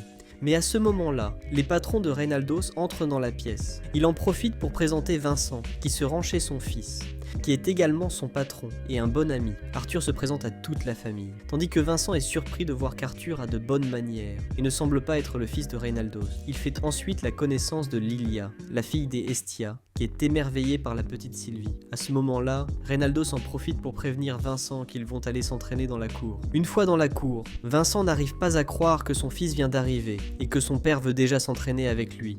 Il va donc voir Reynaldos et le réprimande. Mais ce qui l'a le plus surpris, c'est qu'Arthur s'est réveillé très tôt et qu'il a déjà atteint le niveau rouge clair, ce qui est déjà un exploit en soi, car même les prodiges de 11 ou 12 ans qui ont intégré la prestigieuse académie de Sirius ont à peine atteint le niveau rouge foncé. Arthur estime qu'il n'est pas judicieux de continuer à parler de ses secrets, car il ne s'est pas beaucoup entraîné pendant qu'il assimilait la volonté de Sylvia. S'il l'avait fait, il serait déjà à un niveau encore plus élevé. Ils se préparent alors au combat, commençant à bloquer assez efficacement les attaques l'un de l'autre. Mais Reynaldos demande à son fils de faire un effort, et voyant qu'Arthur est devenu plus intense, il décide de se mettre sérieux, enveloppant son poing d'éléments de feu. Arthur comprend que les conjurateurs de ce monde ont plus d'affinité avec certains éléments. Ainsi, lorsqu'il voit les éléments avec lesquels ils sont les plus à l'aise, il commence rapidement à les contrôler. Mais ce n'est pas le cas des amplificateurs, car ils doivent faire beaucoup d'efforts pour découvrir leur compatibilité. Mais dans son autre vie, il existait quelque chose de très similaire à la mana, à savoir le ki. Et contrairement aux éléments, il fallait contrôler son propre ki. Dans son ancien monde, il n'y avait aucune incompatibilité, même si cela demandait plus d'efforts, mais il ne manquait pas de chance. Depuis qu'il est arrivé à cet endroit, tout lui réussit. Il est donc temps de montrer ses résultats. Arthur devient sérieux, et tous les spectateurs sont surpris. Il commence à échanger des coups avec son père, même si Reynaldos reste supérieur. Mais grâce à son contrôle du ki et à son entraînement avec Virion, qui a été très fructueux, il démontre à son père qu'il est capable de contrôler la foudre. Reynaldos est surpris de voir qu'Arthur peut contrôler des sorts de feu avancés, et pas seulement ceux-là, mais aussi ceux de l'eau. Tout le monde est impressionné après la grande démonstration de notre petit Arthur. Son père se précipite pour le serrer dans ses bras, lui demandant quand il a appris à faire tout cela. Arthur révèle qu'il a appris récemment, même s'il ne sait pas encore très bien comment contrôler ses pouvoirs. La femme de Vicity remarque alors que cet enfant est d'un autre niveau. Et plus tard, alors qu'ils vont prendre un verre pour digérer la puissance d'Arthur, elle demande à Reynaldos s'il est conscient du prodige que représente son fils et de l'avenir prometteur qui l'attend. Reynaldos répond qu'il ne sait pas trop, car ce n'est pas n'importe quel enfant qui éveille son noyau magique à l'âge de 3 ans. Vincent recommande à Reynaldos d'inscrire son fils à l'Académie Syros, car c'est l'académie de magie la plus célèbre et la plus prestigieuse du continent. Mais la femme de Vincent, qui s'appelle Tabitha, informe que leur fils a un grand potentiel et qu'ils souhaitent investir dans son avenir. Ils n'auront donc pas à se soucier des frais d'inscription à l'académie. Mais Alice hésite, car ils les ont déjà beaucoup aidés, au point de vouloir également payer les études de leur fils. Vincent répond qu'il n'y a aucune raison de s'inquiéter. De plus, grâce à son travail, il connaît la directrice de l'académie, et s'il lui parle directement, ils pourront l'inscrire, même s'il a 8 ans. Mais Arthur l'interrompt et lui demande s'il peut donner son avis. Il remercie Vincent de son intérêt, mais cela fait longtemps qu'il n'a pas vu sa famille. Il aimerait donc passer un peu plus de temps avec eux, puis il s'éloigne de la table, prévenant qu'il est très fatigué. Il demande alors la permission de se retirer. Peu après, Vincent se demande si sa recommandation était inappropriée, Et Arthur, quant à lui, se fait poursuivre par Lilia, qui lui conseille de continuer sur sa lancée. Peu après, elle l'emmène voir les domestiques de la maison, qui sont très agacés par Arthur. Peu après, il révèle que mademoiselle Lilia vient là quand elle est stressée. Et Arthur remarque qu'elle semble beaucoup plus animée à cet endroit que lorsqu'elle était dehors. L'une des servantes mentionne que bien qu'il ne soit pas sorcier, les parents de Lilia souhaitent qu'en ait par-dessus tout que leur fille en éveille son noyau magique. Il est évident que Lilia le souhaite également, mais comme elle est issue d'un couple de non-sorciers, cela lui est très difficile. Elle ressent une grande pression sur ses épaules, et plus tard, Arthur rencontre ses parents dans une chambre. Ils lui disent qu'il leur a beaucoup manqué, et que quoi qu'il arrive, il sera toujours leur fils bien-aimé. Et ce jour-là, ils ont pu découvrir qu'il allait devenir un sorcier de premier ordre, même si la meilleure nouvelle était son retour parmi eux. Arthur tente de leur parler de son inscription à l'Académie Sirius, mais Reynolds lui fait remarquer qu'ils peuvent en discuter à un autre moment. Mais avant de partir, ils lui font savoir que Vincent se soucie de son bien-être, et Arthur leur répond qu'ils ne doivent pas s'inquiéter. Il sait très bien que la famille de Vincent n'a plus aucune intention, et dès le lendemain, Arthur court avec enthousiasme pour accueillir les cornes jumelles, où Angela n'hésite pas à le serrer dans ses bras. Et tout le monde est très heureux de voir qu'Arthur est toujours en vie. Mais Jasmine commence à examiner tout son corps, puis le serre rapidement dans ses bras, s'excusant auprès de lui, car elle se sent coupable de ne pas avoir réussi à le protéger. Un peu plus tard, lorsque tout le monde va mieux, les cornes jumelles lui racontent leurs aventures. Il pense qu'il ne sait rien du continent, et encore moins du royaume de Sapin. Il pense que ce serait une bonne idée de devenir aventurier pour apprendre toutes sortes de choses qui lui seraient utiles. Mais il ne sait pas comment le dire à ses parents, car il vient à peine de rentrer, et il veut déjà devenir aventurier, ce qui l'obligerait à s'éloigner d'eux une fois de plus. Pendant ce temps, nous voyons Lilia, qui est quelque peu pensive, puis Arthur, qui pratique un sort qui arrête le temps. Mais il est épuisé, et dit qu'il ne peut tenir que 2 secondes dans cet état, mais il sait qu'il doit le maîtriser s'il veut défendre ses proches. À ce moment-là, Sylvie s'approche de lui, et lorsqu'il essaie de la serrer dans ses bras, il voit qu'elle est un peu sale, alors il va lui donner un bain. Sylvie est très heureuse pendant qu'elle prend son bain, et Arthur pense que la famille de Vincent a définitivement bien choisi les avantages de la maison de Paris qu'ils possèdent, car ils vivent de manière très luxueuse. À ce moment-là, il se souvient que les employés ont parlé de mademoiselle Lilia, et peu de temps après, il finit de donner le bain à Sylvie, qui est maintenant toute propre. Mais à ce moment-là, sa mère et les autres lui font savoir que c'est maintenant son tour. Peu après, on le voit chez le coiffeur, qui est très heureux de l'accueillir et lui dit qu'il va s'occuper de lui. Peu après, il sort du salon, et les filles sont surprises de le voir si charmant. Il leur demande pourquoi elles tiennent tant à le rendre beau, et elle lui révèle qu'elle souhaite l'emmener au bureau de Paris d'Ostia. Il y a beaucoup de membres de la royauté là-bas. Il ne peut donc pas avoir l'air négligé. Peu après, il se promène dans la ville pour qu'il découvre un peu Cyrus. Alors qu'il observe les magasins, sa mère lui dit qu'il est temps d'acheter quelques vêtements. Peu après, il se rend devant une statue et lui jette des objets dans les mains. Et quelques étudiants lui jettent également quelque chose sur la tête. Plus tard, il leur demande qui ils sont. Elle lui explique qu'il s'agit d'étudiants de l'Académie Sirius.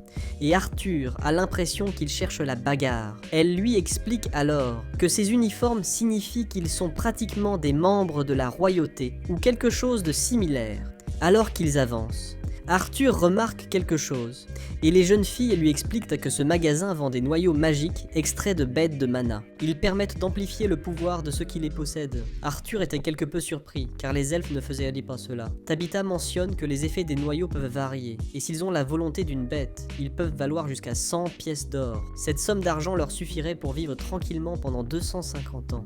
Tabitha informe Arthur que certains seront vendus lors de la prochaine vente aux enchères, et qu'elle va tout organiser pour qu'il puisse les voir. Mais Arthur se sent très à l'aise avec son noyau de bête. Et bien sûr qu'il l'est, n'est-ce pas? Il possède le noyau d'un dragon, qui est le plus rare de tous. À ce moment-là, Lilia mentionne que peut-être qu'avec l'un de ces noyaux, elle pourrait devenir une magicienne. Tabitha répond toutefois que le noyau de bête n'est pas un raccourci pour éveiller ses pouvoirs magiques. De plus, cela n'a aucun sens d'acheter quelque chose d'aussi cher pour un enfant. Arthur se rend alors compte que Lilia est désespérée de devenir magicienne, mais ils continuent leur journée comme si de rien n'était. Pendant le déjeuner, Arthur se dit que d'après la conversation qu'il a eue avec sa mère, celle-ci ne met peut-être pas la pression sur la jeune fille. Mais son père l'affecte beaucoup. Peu après, il la regarde et se sent un peu gêné. Mais quand il lève à nouveau les yeux, elle a déjà disparu. Il part alors à sa recherche et arrive dans un magasin d'armes où l'on vend des noyaux magiques moins chers. Arthur explique qu'il possède le noyau de la bête et ne garantit pas qu'il puisse utiliser la magie. Mais Lilia se montre insistante, lui disant qu'il ne comprendrait pas, car il est quelqu'un de spécial. Bien qu'elle ait essayé de persuader ses parents de lui donner un noyau, ils ne le lui ont pas permis. Arthur comprend alors que la raison pour laquelle elle ressent cette pression est qu'elle veut prouver à ses parents qu'elle peut être une magicienne. Cependant, lors de sa bagarre avec Arthur, elle finit par heurter quelques étudiants de Sirius. Ceux-ci la regardent de travers, et le propriétaire du magasin intervient même. Mais il se rend vite compte qu'il s'agit d'étudiants de Sirius, et leur dit qu'ils peuvent faire ce qu'ils veulent, et qu'il va prendre un café. Les jeunes s'en prennent à la jeune fille, et se demandent comment ils pourraient s'amuser, alors qu'Arthur espérait ne pas en arriver là. Mais avant de passer à tabac tout le monde, Tabitha intervient. Et le propriétaire du magasin lui demande ce qu'elle croit faire. Ils sont étudiants à l'académie Sirius, mais Tabitha informe tout le monde que s'ils font du mal à la fille de la maison d'Estia, ils le regretteront amèrement. Et lorsque les étudiants réalisent qu'elle est une dame de la plus grande maison de Paris de Sirius, et l'une des grandes collaboratrices de l'académie, ils s'éloignent la queue entre les jambes. Mais pas avant d'avoir fait remarquer qu'il sera très facile d'entrer à Sirius en payant son entrée. Arthur est très irrité, mais Lilia l'en empêche. Et peu de temps après, à la maison, ils informent Vincent qu'il n'y a pas lieu de s'inquiéter et recommandent à Arthur de s'inscrire à l'académie afin que de telles choses ne se reproduisent plus. Comme ils ont fait beaucoup de dons à l'académie, un incident comme celui-ci ne suffira pas à le priver de son poste. Mais en entendant cela, Lilia s'énerve et demande à Vincent s'il a l'intention de voir Arthur à sa place, car elle n'arrive toujours pas à éveiller sa magie. La jeune fille est frustrée et dit à son père qu'elle le déteste, tout comme le pauvre Arthur. Le soir, Arthur va la chercher dans sa chambre, mais personne ne répond. L'un des domestiques lui dit alors qu'elle se cache. Pendant ce temps, nous voyons que Lilia est très frustrée en se rappelant que depuis toute petite, elle souhaite devenir sorcière pour faire la fierté de ses parents. Mais malgré le temps qui passe, son noyau magique ne s'est toujours pas éveillé et ne le fera probablement jamais. À ce moment-là, Arthur arrive dans sa cachette et lui dit que ses parents sont très inquiets. Il essaie ensuite de s'excuser auprès d'elle, mais c'est Lilia qui lui demande pardon, avouant qu'elle est jalouse car il est apparu de nulle part avec un pouvoir incroyable, attirant toute l'attention de son père. Elle s'excuse, car c'est elle qui n'a pas réussi à éveiller la magie, malgré tout ce temps qui s'est écoulé. Elle pense que son père et sa mère en ont certainement assez d'elle, et Arthur la comprend un peu. Il parvient à comprendre ce sentiment froid, de sombrer dans l'obscurité de ses remords, et c'est pourquoi il observe son visage et lui dit qu'il se rend compte à quel point elle fait des efforts. Il lui raconte que lorsqu'il était séparé de ses parents, il a rencontré une jeune fille qui l'encourageait de cette manière, et après lui avoir montré un peu de magie, il lui dit que son père et sa mère savent aussi à quel point elle fait des efforts. Et l'attention qu'il reçoit de son père est essentiellement due au fait qu'il est une nouveauté. Lilia sourit et mentionne que son père souhaite qu'elle devienne sorcière, car il sait que cela la rendra heureuse. Et pour cette même raison, il fait de nombreux dons à l'Académie Sirius. Arthur lui demande alors si elle est sûre de vouloir utiliser la magie. Dans un changement de scène, il est réuni dans la salle avec tout le monde. Il annonce que Lilia a quitté la maison pour pouvoir s'entraîner et éveiller sa magie. Vincent est très en colère et lui demande comment il a pu faire cela sans le consulter au préalable. Mais Arthur répond que c'était la décision de Lilia et qu'elle est partie parce que si elle leur en avait parlé d'abord, elle aurait hésité. C'est pour cette raison qu'elle a laissé une lettre. En la lisant, il se rend compte que sa fille se sentait comme un fardeau parce qu'elle ne possédait pas de magie, même si elle jure qu'elle deviendra une grande sorcière pour pouvoir les revoir. Vincent s'effondre, frustré que sa fille croit qu'être une magicienne lui apporterait un avenir heureux. Mais la vérité est que sa fille n'a pas besoin d'être une sorcière, car même sans magie, elle reste sa fille. Et tout ce qu'il veut, c'est qu'elle reste à ses côtés. Mais à ce moment-là, Lilia apparaît de nulle part, et s'excuse auprès de ses parents de leur avoir menti. Vincent se demande ce qui se passe, et Arthur s'excuse auprès de lui, mentionnant qu'il sait ce que c'est pour un père de perdre un enfant, d'autant plus qu'il a fait souffrir ses proches pour une raison similaire. Mais il a fait tout cela pour que Lilia comprenne que ses parents l'aiment inconditionnellement et qu'elle n'a pas besoin d'être une sorcière pour être fière d'elle-même. Vincent dit à Arthur qu'il ne doit pas s'inquiéter car il est le seul responsable. Il présente ses excuses à la famille d'Arthur car il a été insensible en voulant envoyer son fils à l'académie. Il demande pardon à Reynolds et Alice, et s'excuse également auprès de Lilia, lui disant qu'elle n'est pas obligée d'aller à l'académie si elle ne le souhaite pas. Et même si elle n'est pas une sorcière, il lui promet qu'il la rendra très heureuse. Lilia répond qu'elle veut y aller malgré tout, même si elle ne peut pas le faire maintenant, car elle souhaite d'abord apprendre à utiliser la magie. Elle souhaite devenir sorcière afin de pouvoir rendre tout le monde heureux, tout comme Arthur. Ses parents la prennent alors dans leurs bras, lui disant qu'ils savent qu'elle y parviendra un jour. Pendant ce temps, Arthur annonce qu'il se chargera d'éveiller le mana de Lilia. Peu de temps après, Eleanor et Lilia s'assoient au milieu de la pièce. Arthur leur enseigne une méthode de respiration qui les aidera à éveiller leur mana, car celui-ci s'intensifie lorsqu'on respire de manière méditative et concentrée. Les jeunes filles essaient, tandis que Tabitha se demande si elles vont y parvenir, car elle n'a jamais entendu parler d'une telle chose. Pendant que les filles respirent, Eleanor parvient à voir une lumière, mais celle-ci disparaît. Cela est dû au fait qu'elle a cessé de respirer comme on le lui avait demandé. Mais Lilia est incapable de voir quoi que ce soit, et Arthur décide de les aider un peu. Après un certain temps, Lilia est capable de voir de petites lumières, et plus tard, dans sa cachette, elle célèbre avec ses employés. Il est satisfait de ses progrès importants, et Arthur l'informe qu'elles devront s'entraîner pendant 2 ou 3 ans, jusqu'à ce que l'énergie se stabilise. Elles devront s'entraîner tous les jours à respirer pour pouvoir éveiller la magie. Peu après, la cavalerie royale se rend au bureau de Paris, tandis que nous observons le méprisable magicien se demander s'il va trouver quelque chose qui l'amusera.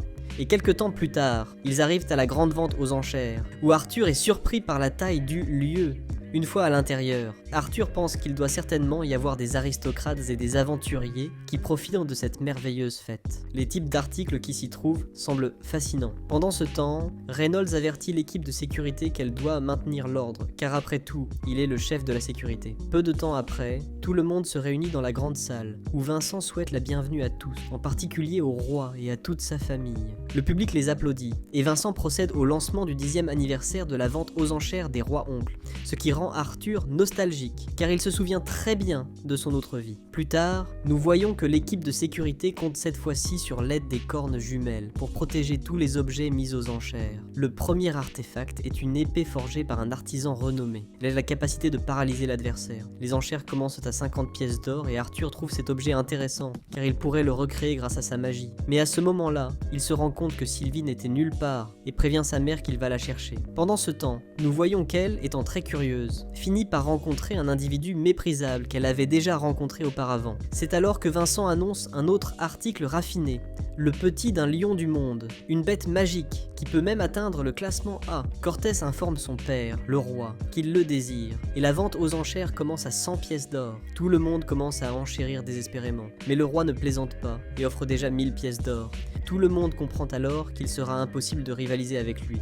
De l'autre côté, Arthur continue à chercher Sylvie, et en entendant sa voix, il se met à marcher vers elle. Pendant ce temps, l'article est remis au roi, et à ce moment-là, nous voyons que Sylvie est très nerveuse en présence de l'individu. Il lui demande de s'approcher, mais elle refuse. Heureusement, Arthur arrive à temps, et comprend rapidement qu'il doit s'agir d'un conjureur au service du roi. Il doit donc le traiter avec respect pour éviter les problèmes, en précisant qu'elle est sa compagne. L'individu se lamente, car il croyait qu'il s'agissait d'un objet mis aux enchères, mentionnant qu'il possède une bête de mana très intéressante. À ce moment-là, Sylvie court vers Arthur, ce qui dérange l'individu. Arthur lui dit qu'il doit partir. Cependant, cet individu méprisable lui dit qu'il doit laisser cette créature à cet endroit, car il recherche depuis longtemps une bête de mana digne de lui, et c'est lui qui doit tirer pleinement parti de ce potentiel. C'est pourquoi il menace Arthur d'un jet de flamme, lui disant que cette bête de mana serait mieux entre ses mains, car après tout, il est au service du roi, ce qui signifie que c'est mieux pour ce pays. Même un enfant comme lui devrait comprendre cela, mais Arthur décide simplement de l'ignorer,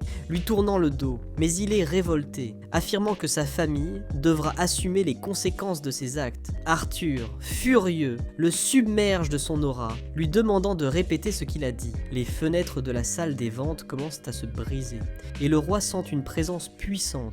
Même Vincent ne peut la supporter. La soif de sang est irrésistible, et la garde royale encercle le roi pour le protéger. Le conjureur du roi panique, et Arthur, réalisant qu'il commet une erreur, interrompt sa soif de sang, et rapidement, la vente aux enchères est interrompue pour rechercher le responsable. Arthur présente ses excuses à ses parents, et à ce moment-là, le roi s'approche de Reynolds, lui disant qu'il doit lui parler. Dans une autre scène, on le voit dire qu'il est très regrettable qu'il n'ait pas réussi à capturer l'intrus, mais il exige des mesures disciplinaires. Mais à ce moment-là, le conjureur intervient, informant le roi qu'il n'y a pas de dommage. ange, et qu'il serait donc juste et miséricordieux de le déclarer innocent. Il dit qu'Arthur possède une incroyable bête de mana, et qu'il pourrait s'en occuper dans un environnement idéal. Le roi informe que Sébastien est le garde du corps de la famille royale depuis de nombreuses années, et qu'il réfléchit donc depuis un certain temps à la manière de le récompenser. Et maintenant qu'il a remarqué qu'il s'intéresse beaucoup à cette bête de mana, il propose que le garçon la remette à son serviteur, car ainsi, cet incident n'aura pas eu lieu, et tout ira bien. Arthur tente d'intervenir, mais sa mère l'en empêche, et Reynolds, quant à lui, présente ses excuses au roi, mais il n'a aucune intention d'intervenir dans l'adoption de la bête magique de son fils, car il n'est pas en mesure de lui dire ce qu'il doit faire à ce sujet. C'est pourquoi le roi demande directement à Arthur ce qu'il compte faire. Il répond directement qu'il n'est pas d'accord avec lui, et qu'il ne trouvera aucun remplaçant à Sylvie. Le roi propose alors un échange, lui donnant le lionceau du monde qu'il vient d'acheter en échange de sa bête mana. Mais Arthur s'excuse à nouveau auprès de lui, mais il doit refuser l'offre, car il n'a pas l'intention de céder ou de vendre Sylvie. Le roi, un peu agacé, lui demande une dernière fois s'il ne va pas lui permettre de garder sa compagne. Arthur se lève et répond à la question par une autre question. Il demande directement quel prix il donnerait pour la tête de ses enfants. Le roi lui pose la question 3 fois, et Arthur refuse 3 fois. Mais malgré cela, en raison de sa fierté, le roi n'abandonne pas et n'accepte pas cette réponse. C'est donc pour cela qu'Arthur a posé cette question. Quel prix donnerait-il pour ses enfants ? Sébastien, indigné, ordonne à ses chevaliers de l'attaquer.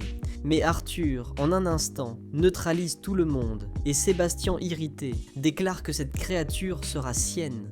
Il l'attaque donc directement, mais Arthur arrête simplement le temps, et désormais, les seuls capables de bouger sont eux. Alors qu'Arthur s'approche, Sébastien panique, et, en un instant, Arthur lui brise la jambe, le faisant implorer de l'aide. Mais Arthur lui dit que personne ne peut l'entendre, et que pour cette raison, il doit faire très attention.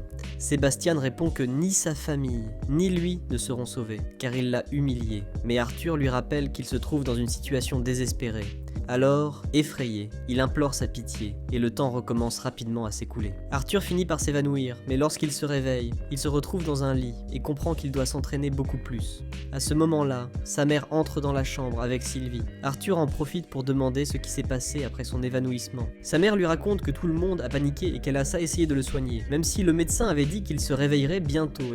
Non, mais pour elle, cela a été une éternité. Peu de temps après, il accompagne sa mère au marché, où ils achètent une broche pour Éléonore. Mais Arthur est un peu inquiet pour le budget familial, car son père pourrait perdre son emploi. Alice lui fait toutefois comprendre qu'il doit se détendre. Après tout, elle travaille aussi. Et nous découvrons que beaucoup des produits de sa mère sont vendus en ville, grâce à Tabitha, qui a beaucoup de contacts. De retour chez lui, Reynolds dit au messager du roi que ce n'est pas une question d'argent, que son fils aurait pu mourir. Et lorsqu'il entre dans la chambre, son père lui demande s'il va bien. Arthur le rassure. Et bien que le messager du roi se lève et lui présente ses excuses pour ce qui s'est passé la veille, il lui offre un sac rempli de pièces d'or pour compenser l'incident. Mais Reynolds se sent indigné, car il souhaite minimiser ce qui s'est passé. Arthur comprend ce qui est important, car il doit désormais jouer le rôle de la victime humble. Il remercie donc le messager pour les excuses au nom du roi, et l'informe que les gardes qui l'ont attaqué ont été renvoyés. Mais cela ne suffit pas à Reynolds, même si le messager lui rappelle que son fils a défié le roi. Il mentionne également l'erreur commise par son service de sécurité, et Reynolds montre une certaine irritation, mais son fils lui demande d'arrêter, car il est conscient d'avoir dépassé les bornes, mais il va bien maintenant. Curieux, il demande au messager ce qui est arrivé au constructeur, au service du roi. Le messager lui apprend qu'il a été renvoyé de son poste et qu'à son réveil, il a commencé à raconter à tout le monde ce qui lui était arrivé. Le roi a simplement répondu que cela n'avait aucun sens, bien que le messager lui ait dit qu'ils étaient arrivés à la conclusion que la mana des 2 soldats s'était reflétée sur lui, ce qui avait perturbé ses sorts. Actuellement, le roi est mécontent de tout ce fiasco. C'est pourquoi il offre cela comme un geste de réconciliation. Il dit comprendre que son fils a beaucoup de talent, mais lui conseille de mieux l'éduquer. Une fois cette réunion terminée, Reynolds remet le sac d'or à son fils, car après tout, c'est lui qui a failli mourir. Arthur le remercie, tandis que Reynolds lui dit que son attaque était spectaculaire. Le soir dans sa chambre, Arthur comprend qu'il n'est encore qu'un enfant dans ce monde, et que s'il veut s'opposer au pouvoir d'une nation, il doit acquérir un pouvoir à la hauteur. Le lendemain, il se promène dans l'académie Cyrus, où il est observé par un animal mystérieux. Curieux, il commence à le suivre, et se retrouve soudainement face à la directrice directrice de l'Académie Cyrus. Elle lui dit qu'elle l'attendait, et Arthur sait bien que cette académie est réputée pour former de nombreux étudiants, ainsi que des hommes d'affaires, des gardes royaux, des dirigeants et des officiers militaires. C'est un endroit où tous les enfants dotés de pouvoirs magiques rêvent d'entrer, et il se trouve maintenant face à la directrice de l'académie, qui possède un grand pouvoir. Elle lui dit qu'elle est ravie de le rencontrer, et qu'il est temps de vérifier tout ce que Vincent lui a dit à son sujet. Alors, après s'être protégé avec une barrière, Arthur ressent son immense pouvoir, mais il est temps pour lui de montrer le sien, car il doit prouver que Vincent n'a pas menti au sujet de ses capacités. Il utilise alors un sort de vent pour l'attaquer avec d'énormes rochers, mais la directrice ne s'en soucie pas. Arthur utilise alors l'élément terre, mais elle le repousse très facilement avec ses dagues, ce qui l'amène à attaquer directement avec son élément feu. Mais la directrice lui ordonne d'arrêter. Elle avoue qu'il l'a beaucoup impressionné par ses capacités, mais qu'il a tendance à surestimer ses capacités. En réalité, Vincent lui a dit qu'il avait un grand talent pour la magie et le combat, mais c'est maintenant l'heure de l'épreuve finale, et elle lui demande d'essayer de rester conscient. Elle commence alors à utiliser son élément sonore pour essayer de faire perdre connaissance à Arthur, le surprenant en lui montrant que la directrice est également une magicienne spéciale. À la fin du test, la directrice lui annonce qu'il a réussi et qu'il a un grand talent, à tel point qu'elle a envie de lui enseigner personnellement comment utiliser la magie du vent, même si elle est consciente qu'il cache encore quelque chose. Arthur révèle qu'il est également capable d'utiliser l'élément eau, ce qui fait de lui un élémentaire. La directrice lui demande ce qu'il a à dire, car elle est consciente qu'il n'est pas venu ici uniquement pour montrer ses capacités. Arthur lui dit qu'il est ici à cause d'elle, car elle possède la grande autorité et l'influence dont il a besoin, et c'est pourquoi il souhaite qu'elle se charge de protéger sa famille. Si elle accepte cette condition, il s'inscrira à l'Académie Sirius et deviendra son disciple. Il finit par surprendre la directrice, car même les dirigeants de Sapigno n'oseraient pas faire une proposition aussi étrange. Mais Arthur répond qu'il est sûr que cela en vaut la peine, et pense qu'elle est du même avis, mais il n'a pas l'intention de s'inscrire avant d'avoir l'âge de ses camarades. Il lui reste encore 3 ans à attendre, mais il ne veut pas perdre de temps. Il veut vivre sa vie pleinement, et pour cela, il va devenir aventurier afin d'apprendre beaucoup de choses sur ce monde. Il veut donc profiter de ces 3 années pour enrichir son expérience d'aventurier, et la directrice comprend ce qu'il veut dire. Elle lui dit alors que dès qu'il en aura parlé à sa famille et qu'il les aura convaincus, ils auront un accord. Mais dans un changement de scène, nous voyons qu'Alice s'oppose totalement à cette idée. Elle ne veut pas que son fils devienne aventurier, car il n'est pas revenu depuis très longtemps, et elle n'a pas l'intention de laisser son fils bien-aimé se mettre à nouveau en danger. Reynolds lui demande de se calmer, mais elle lui demande comment il peut lui demander cela. Elle se souvient qu'ils ont beaucoup souffert lorsqu'il pensait qu'il était mort, même s'il lui recommande d'écouter d'abord ce qu'Arthur a à dire. De plus, il pensait qu'il serait bon qu'il ait un tuteur pour le protéger lorsqu'il serait absent. Mais Alice continue d'insister, et Arthur intervient, prévenant qu'il ne part pas simplement pour s'aventurer. Il souhaite élargir ses horizons, et il peut rentrer à la maison tous les quelques mois, afin qu'elle puisse être tranquille. Sa mère lui demande de lui promettre, et il le fait. De plus, il l'informe qu'il n'a pas l'intention de partir immédiatement, car il veut découvrir davantage le continent, dont il ignore encore beaucoup de choses. Et il souhaite également revivre l'excitation qu'ils ont ressentie lorsqu'ils étaient aventuriers. Sa mère le comprend, mais lui demande de ne plus avoir de secret pour elle, car il ne savait pas qu'il était un élémentaire. Arthur leur dit qu'il n'y aura plus de secrets, mais nous savons qu'il en a beaucoup, et qu'il ne les dévoilera pas. Il aimerait bien pouvoir leur en parler, mais beaucoup de choses ne sont pas faciles à expliquer. Alors il décide de les garder pour lui. À ce moment-là, Reynolds informe Arthur qu'il pourra partir à l'aventure, mais qu'il devra avoir un gardien pour le protéger en cas d'urgence. C'est alors qu'ils se réunissent avec les jumeaux cornus pour savoir qui agira en tant que gardien. Après en avoir discuté un peu, Jasmine finit par se porter candidate pour devenir sa nouvelle gardienne, ce qui surprend tout le monde, car elle déteste les tâches de protection. Mais elle est très enthousiaste à l'idée de le faire, car il s'agit de son cher Arthur. Reynolds est satisfait de cette idée, car même s'il avait plutôt pensé à Helen ou Durden comme gardien, il est vrai que les compétences de combat de Jasmine sont parfaites pour prendre soin de son fils. Alice demande à Jasmine si elle est sûre que cela ne la dérange pas, et elle répond que non, tout est alors décidé. De plus, Jasmine a atteint le niveau orange clair l'année précédente. Elle maîtrise donc les sorts de vent, ce qui la rend apte à remplir cette mission. Maintenant que tout est décidé, ils font leurs adieux aux jumeaux cornus, et les garçons remarquent que Lilia est en train de méditer. Eleanor commence à la gronder parce qu'elle s'entraîne sans elle, tandis qu'Arthur se réjouit de voir que Lilia est désormais capable de méditer toute seule. Et bien que sa sœur médite également, Il espère qu'elle ne réveillera pas leur mère trop tôt, car il ne veut pas qu'elle attire l'attention. Peu après, il demande à ses parents s'il peut se rendre à la salle des ventes, car il a besoin d'une épée. On le voit alors avec Vincent dans l'entrepôt de la salle des ventes. Vincent lui donne toute liberté pour chercher une épée qui lui plaît. Pendant ce temps, Alice s'inquiète pour lui, car il met trop de temps à trouver une épée. Mais Reynolds lui dit de rester calme. Elle se calme un peu et nous voyons qu'Arthur rencontre des difficultés, car bien qu'il y ait beaucoup d'épées, aucune ne retient son attention. Le problème est que la plupart des épées conchées sont à 2 mains, ou des épées longues, rien qui ne convienne à un nain comme lui. Après tout, la plupart des soldats dans ce monde sont des amplificateurs. C'est à ce moment-là que Sylvie attire son attention et le conduit jusqu'à un petit bâton. En le prenant, il est surpris car il est assez lourd, ce qui semble assez curieux. Car son centre de gravité est très déséquilibré pour un bâton. Il le sent davantage comme une épée et essaie donc de le dégainer en utilisant son énergie spirituelle. Cependant, nous voyons que l'emblème de Sylvie commence à réagir et Arthur remarque une langue étrange et parvient à dégainer l'épée, surpris de voir à quel point cette arme était magnifique. Mais elle reste trop lourde pour lui, même s'il la met à l'épreuve, causant des dommages à la propriété privée du type. À ce moment-là, il remarque une gravure sur la lame de l'épée et cette réaction provoque des étincelles, la faisant tomber. Cependant, en la ramassant, il se rend rapidement compte que son équilibre a changé. De plus, la longueur du manche et la lame sont désormais parfaitement adaptées à son corps. Dans sa vie passée, il a possédé de nombreuses épées excellentes, mais jamais une qui lui convenait aussi bien. Il se demande alors qui était le forgeron de cette épée, mais soudain, son père et Vincent viennent le chercher pour lui dire que c'est l'heure du dîner. Arthur prend rapidement une autre épée et dit qu'il souhaite l'emporter, bien qu'il ait toujours la mystérieuse épée à la ceinture. Reynolds donne son accord et lui dit que cette épée lui convient bien, mais Vincent, qui n'est pas dupe, demande ce qu'est ce bâton qu'il a à la ceinture. Arthur invente qu'il l'a trouvé par terre et l'a simplement ramassé, et Vincent demande au responsable s'il existe des registres à ce sujet. Le responsable répond qu'un vieil homme bizarre le lui a remis et est ensuite parti. Ils ont demandé à de nombreux experts d'examiner ce bâton, mais tous ont dit qu'il s'agissait simplement d'un bâton résistant, et comme ils avaient pitié de le jeter, ils l'ont simplement conservé là, mais ils demandent à Vincent s'il devrait l'emmener à un expert de niveau supérieur. Ce qui inquiète Arthur. Il regarde alors Vincent avec des yeux suppliants, lui faisant comprendre que ce bâton lui plaît aussi et qu'il envisageait de l'utiliser. En l'appelant Oncle Vincent, il finit par le convaincre, et après cela, le temps passe. Arthur en profite pour passer du temps avec ses proches, tout en se préparant petit à petit à devenir un aventurier.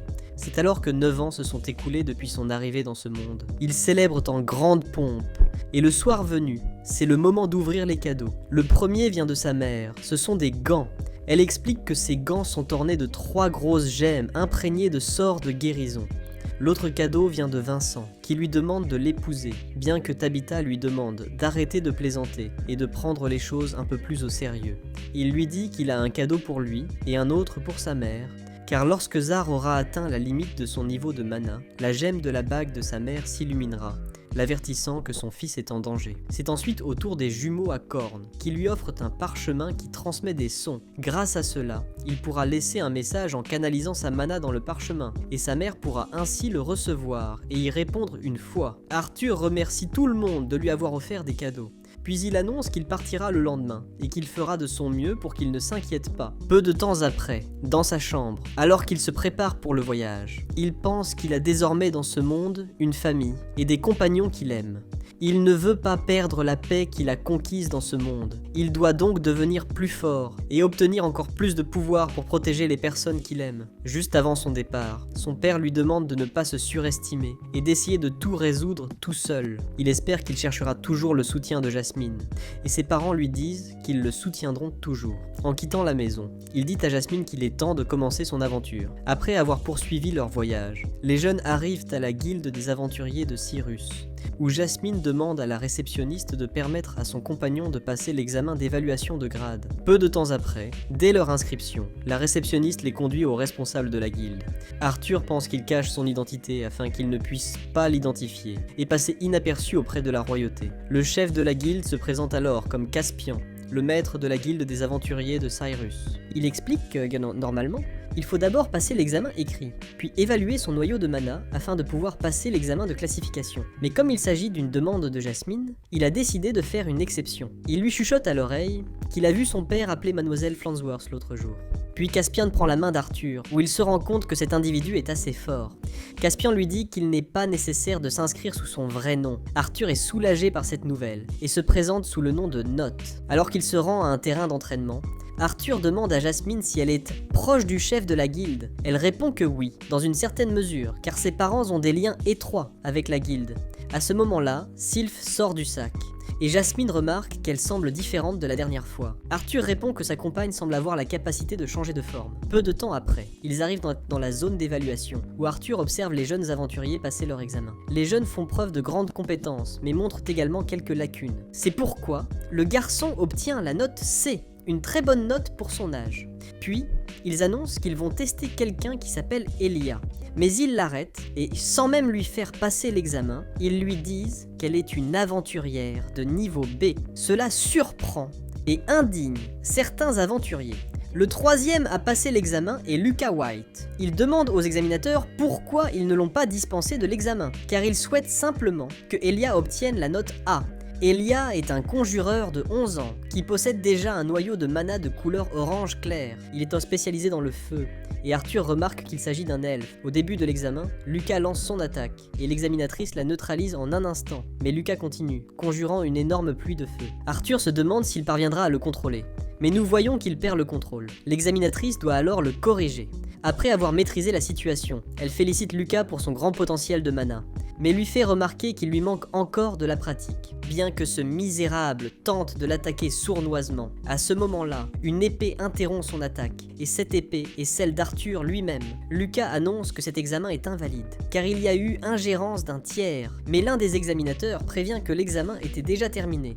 Et de la même manière, il utilise une attaque sournoise, ce qui est tout à fait déshonorant. En guise de punition, il lui attribue le rang D1, puis le retire de l'arène de duel.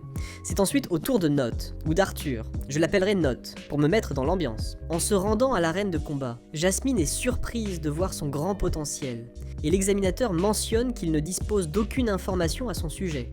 Cependant, en voyant l'aura que dégage Note, il est terrifié. Mais à ce moment-là, le chef de la guilde apparaît et dit que c'est lui qui va faire passer l'examen. Mais son collègue répond qu'il est un mage de rang AA et qu'il ne devrait pas être celui qui évalue directement les candidats. Mais Caspian répond qu'en fait, il le fait parce qu'il a des liens étroits avec la Valista. Il demande si Note a un problème avec cela, mais celui-ci répond que non. Il comprend alors parfaitement que ce sera une bataille très difficile, mais il est enthousiaste, et lorsqu'ils entament le combat, ils s'affrontent. Et comme cet anime est une catastrophe, il ne montre tout simplement pas le combat, et coupe tout. C'est nul, mais une chose s'est produite. Note a finalement obtenu le grade B, devenant officiellement un aventurier. Pendant ce temps, dans les bureaux de Caspian, les examinateurs n'arrivent pas à croire que ce jour-là, autant d'aventuriers ont été promus au rang B, car cela ne s'était jamais produit auparavant. Mais ils lui expliquent secrètement qu'ils ont approuvé les elfes et les nains, afin qu'ils puissent s'inscrire à la guilde des aventuriers. Quant à Lucas, c'est un demi-elfe de la famille White, qui a formé des mages de manière discutable. Quant à Elia, elle a été dispensée de l'examen, car son aval atteste de ses compétences, et c'est une personne avec laquelle on ne peut pas s'impliquer, révélant qu'Elia est orpheline du royaume de Dart, c'est-à-dire la nation des nains. Les examinateurs s'interrogent sur le masqué, mais Caspian répond que, comparé à Lucas et Elia, il ne sait absolument rien de lui. La seule chose dont il est sûr, c'est qu'il ne représente ni les nains, ni les elfes. De plus, le fait qu'un membre de la plus puissante famille de magiciens du feu de son royaume soit son garant, rend tout cela encore plus intéressant. Mais ce qui rend Noach le plus effrayant, ce n'est pas sa magie du feu, mais son maniement de l'épée, se souvenant du combat qu'il a mené contre lui. Noach lui a livré une grande bataille, même s'il se battait comme s'il ne s'était pas encore adapté à son corps, de sorte que lorsqu'il grandira, il pourra devenir une personne vraiment effrayante. Pendant ce temps, Arthur pense qu'après son combat contre Caspian, il s'est trop habitué à ce monde et s'est donc laissé emporter par les compétences qu'il a acquises à cet endroit, négligeant quelque peu son maniement de l'épée. Alors qu'ils avancent, il rencontre Telly, qui mentionne que ce qu'il a fait dans l'arène était assez imprudent, mais que s'il ne l'avait pas fait, il l'aurait fait lui-même. À ce moment-là, Lucas se contentait d'observer, se demandant s'il s'agissait d'une réunion des aventuriers de rang B, puisqu'il a lui-même le rang B. Ils lui disent de ne pas s'inquiéter, précisant qu'ils ne l'inviteront pas à rejoindre leur club, car celui-ci n'a pas pour habitude d'enfreindre les règles. Lucas finit par s'énerver et les attaque, mais lorsqu'il remarque qu'ils attirent trop l'attention, il décide de poursuivre son chemin en paix, tout comme le groupe. qui se téléporte vers une zone de pâturage de bêtes. Là, les aventuriers de rang B commencent à s'entraîner en plus de collecter le matériel nécessaire pour les missions. Peu après, ils se mettent en route vers leur destination, où Arthur remarque que Jasmine est très rapide. Alors qu'ils avancent, il se souvient de son combat contre Caspian, mais il y a de grandes explosions, et soudain, un énorme sanglier maudit apparaît et commence à dévorer les aventuriers novices. Jasmine l'avertit qu'il est temps de fuir cet endroit, car ce monstre n'est pas de cette région, ce qui l'inquiète un peu. Cependant, à mesure qu'ils avancent, ils se rendent compte que ce monstre était en cage, mais qu'il s'est échappé.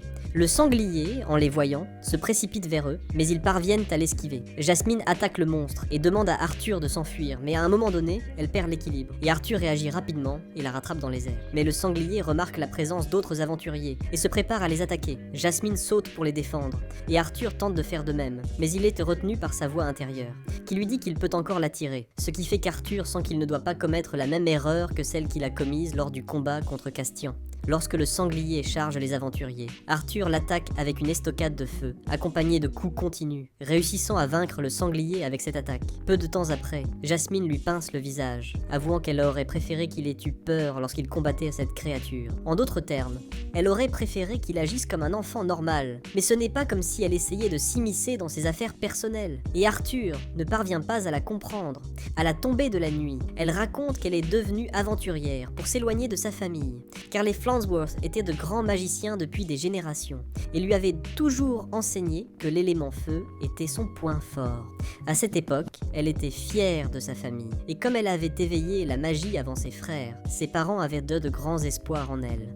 C'est peut-être pour cette raison que lorsqu'ils ont découvert qu'elle ne pouvait pas utiliser la magie du feu, ils ont commencé à la mépriser et à la traiter d'inutile. Mais Arthur lui dit d'arrêter, affirmant que ce n'est pas correct, car même si les noyaux de mana ont des niveaux, il n'y a pas de niveau pour les éléments, et tout dépend de la façon dont on les utilise. Jasmine rit et s'excuse, car il est toujours très sérieux, et elle n'aurait jamais imaginé que quelque chose comme ça puisse le contrarier. Mais Arthur s'est énervé, car cela lui a rappelé sa vie passée, quand il était inutile. À ce moment-là, Jasmine raconte que lorsqu'elle a rencontré les cornes jumelles, à un moment donné, elle s'est battue de la même manière que lui ce jour-là, et les cornes jumelles l'ont réprimandée, car à l'époque, elle ne savait pas se battre en équipe, même si grâce à elle, elle a beaucoup changé. Cela amène Arthur à se demander s'il pourra lui aussi changer un jour, et après s'être remémoré toutes ses expériences, il sent qu'il doit devenir plus fort pour les protéger. Mais à ce moment-là, nous voyons Tessia qui l'espionne. Elle est très en colère, car chaque fois qu'elle voit Arthur, il est toujours avec une femme différente, le pauvre garçon. À ce moment-là, le grand-père de Tessia apparaît et lui demande pourquoi elle est jalouse d'Arthur. Il lui propose alors de commencer à fréquenter l'Académie Cyrus. Et en un clin d'œil, 2 ans s'écoulent. Au cours de ces 2 années,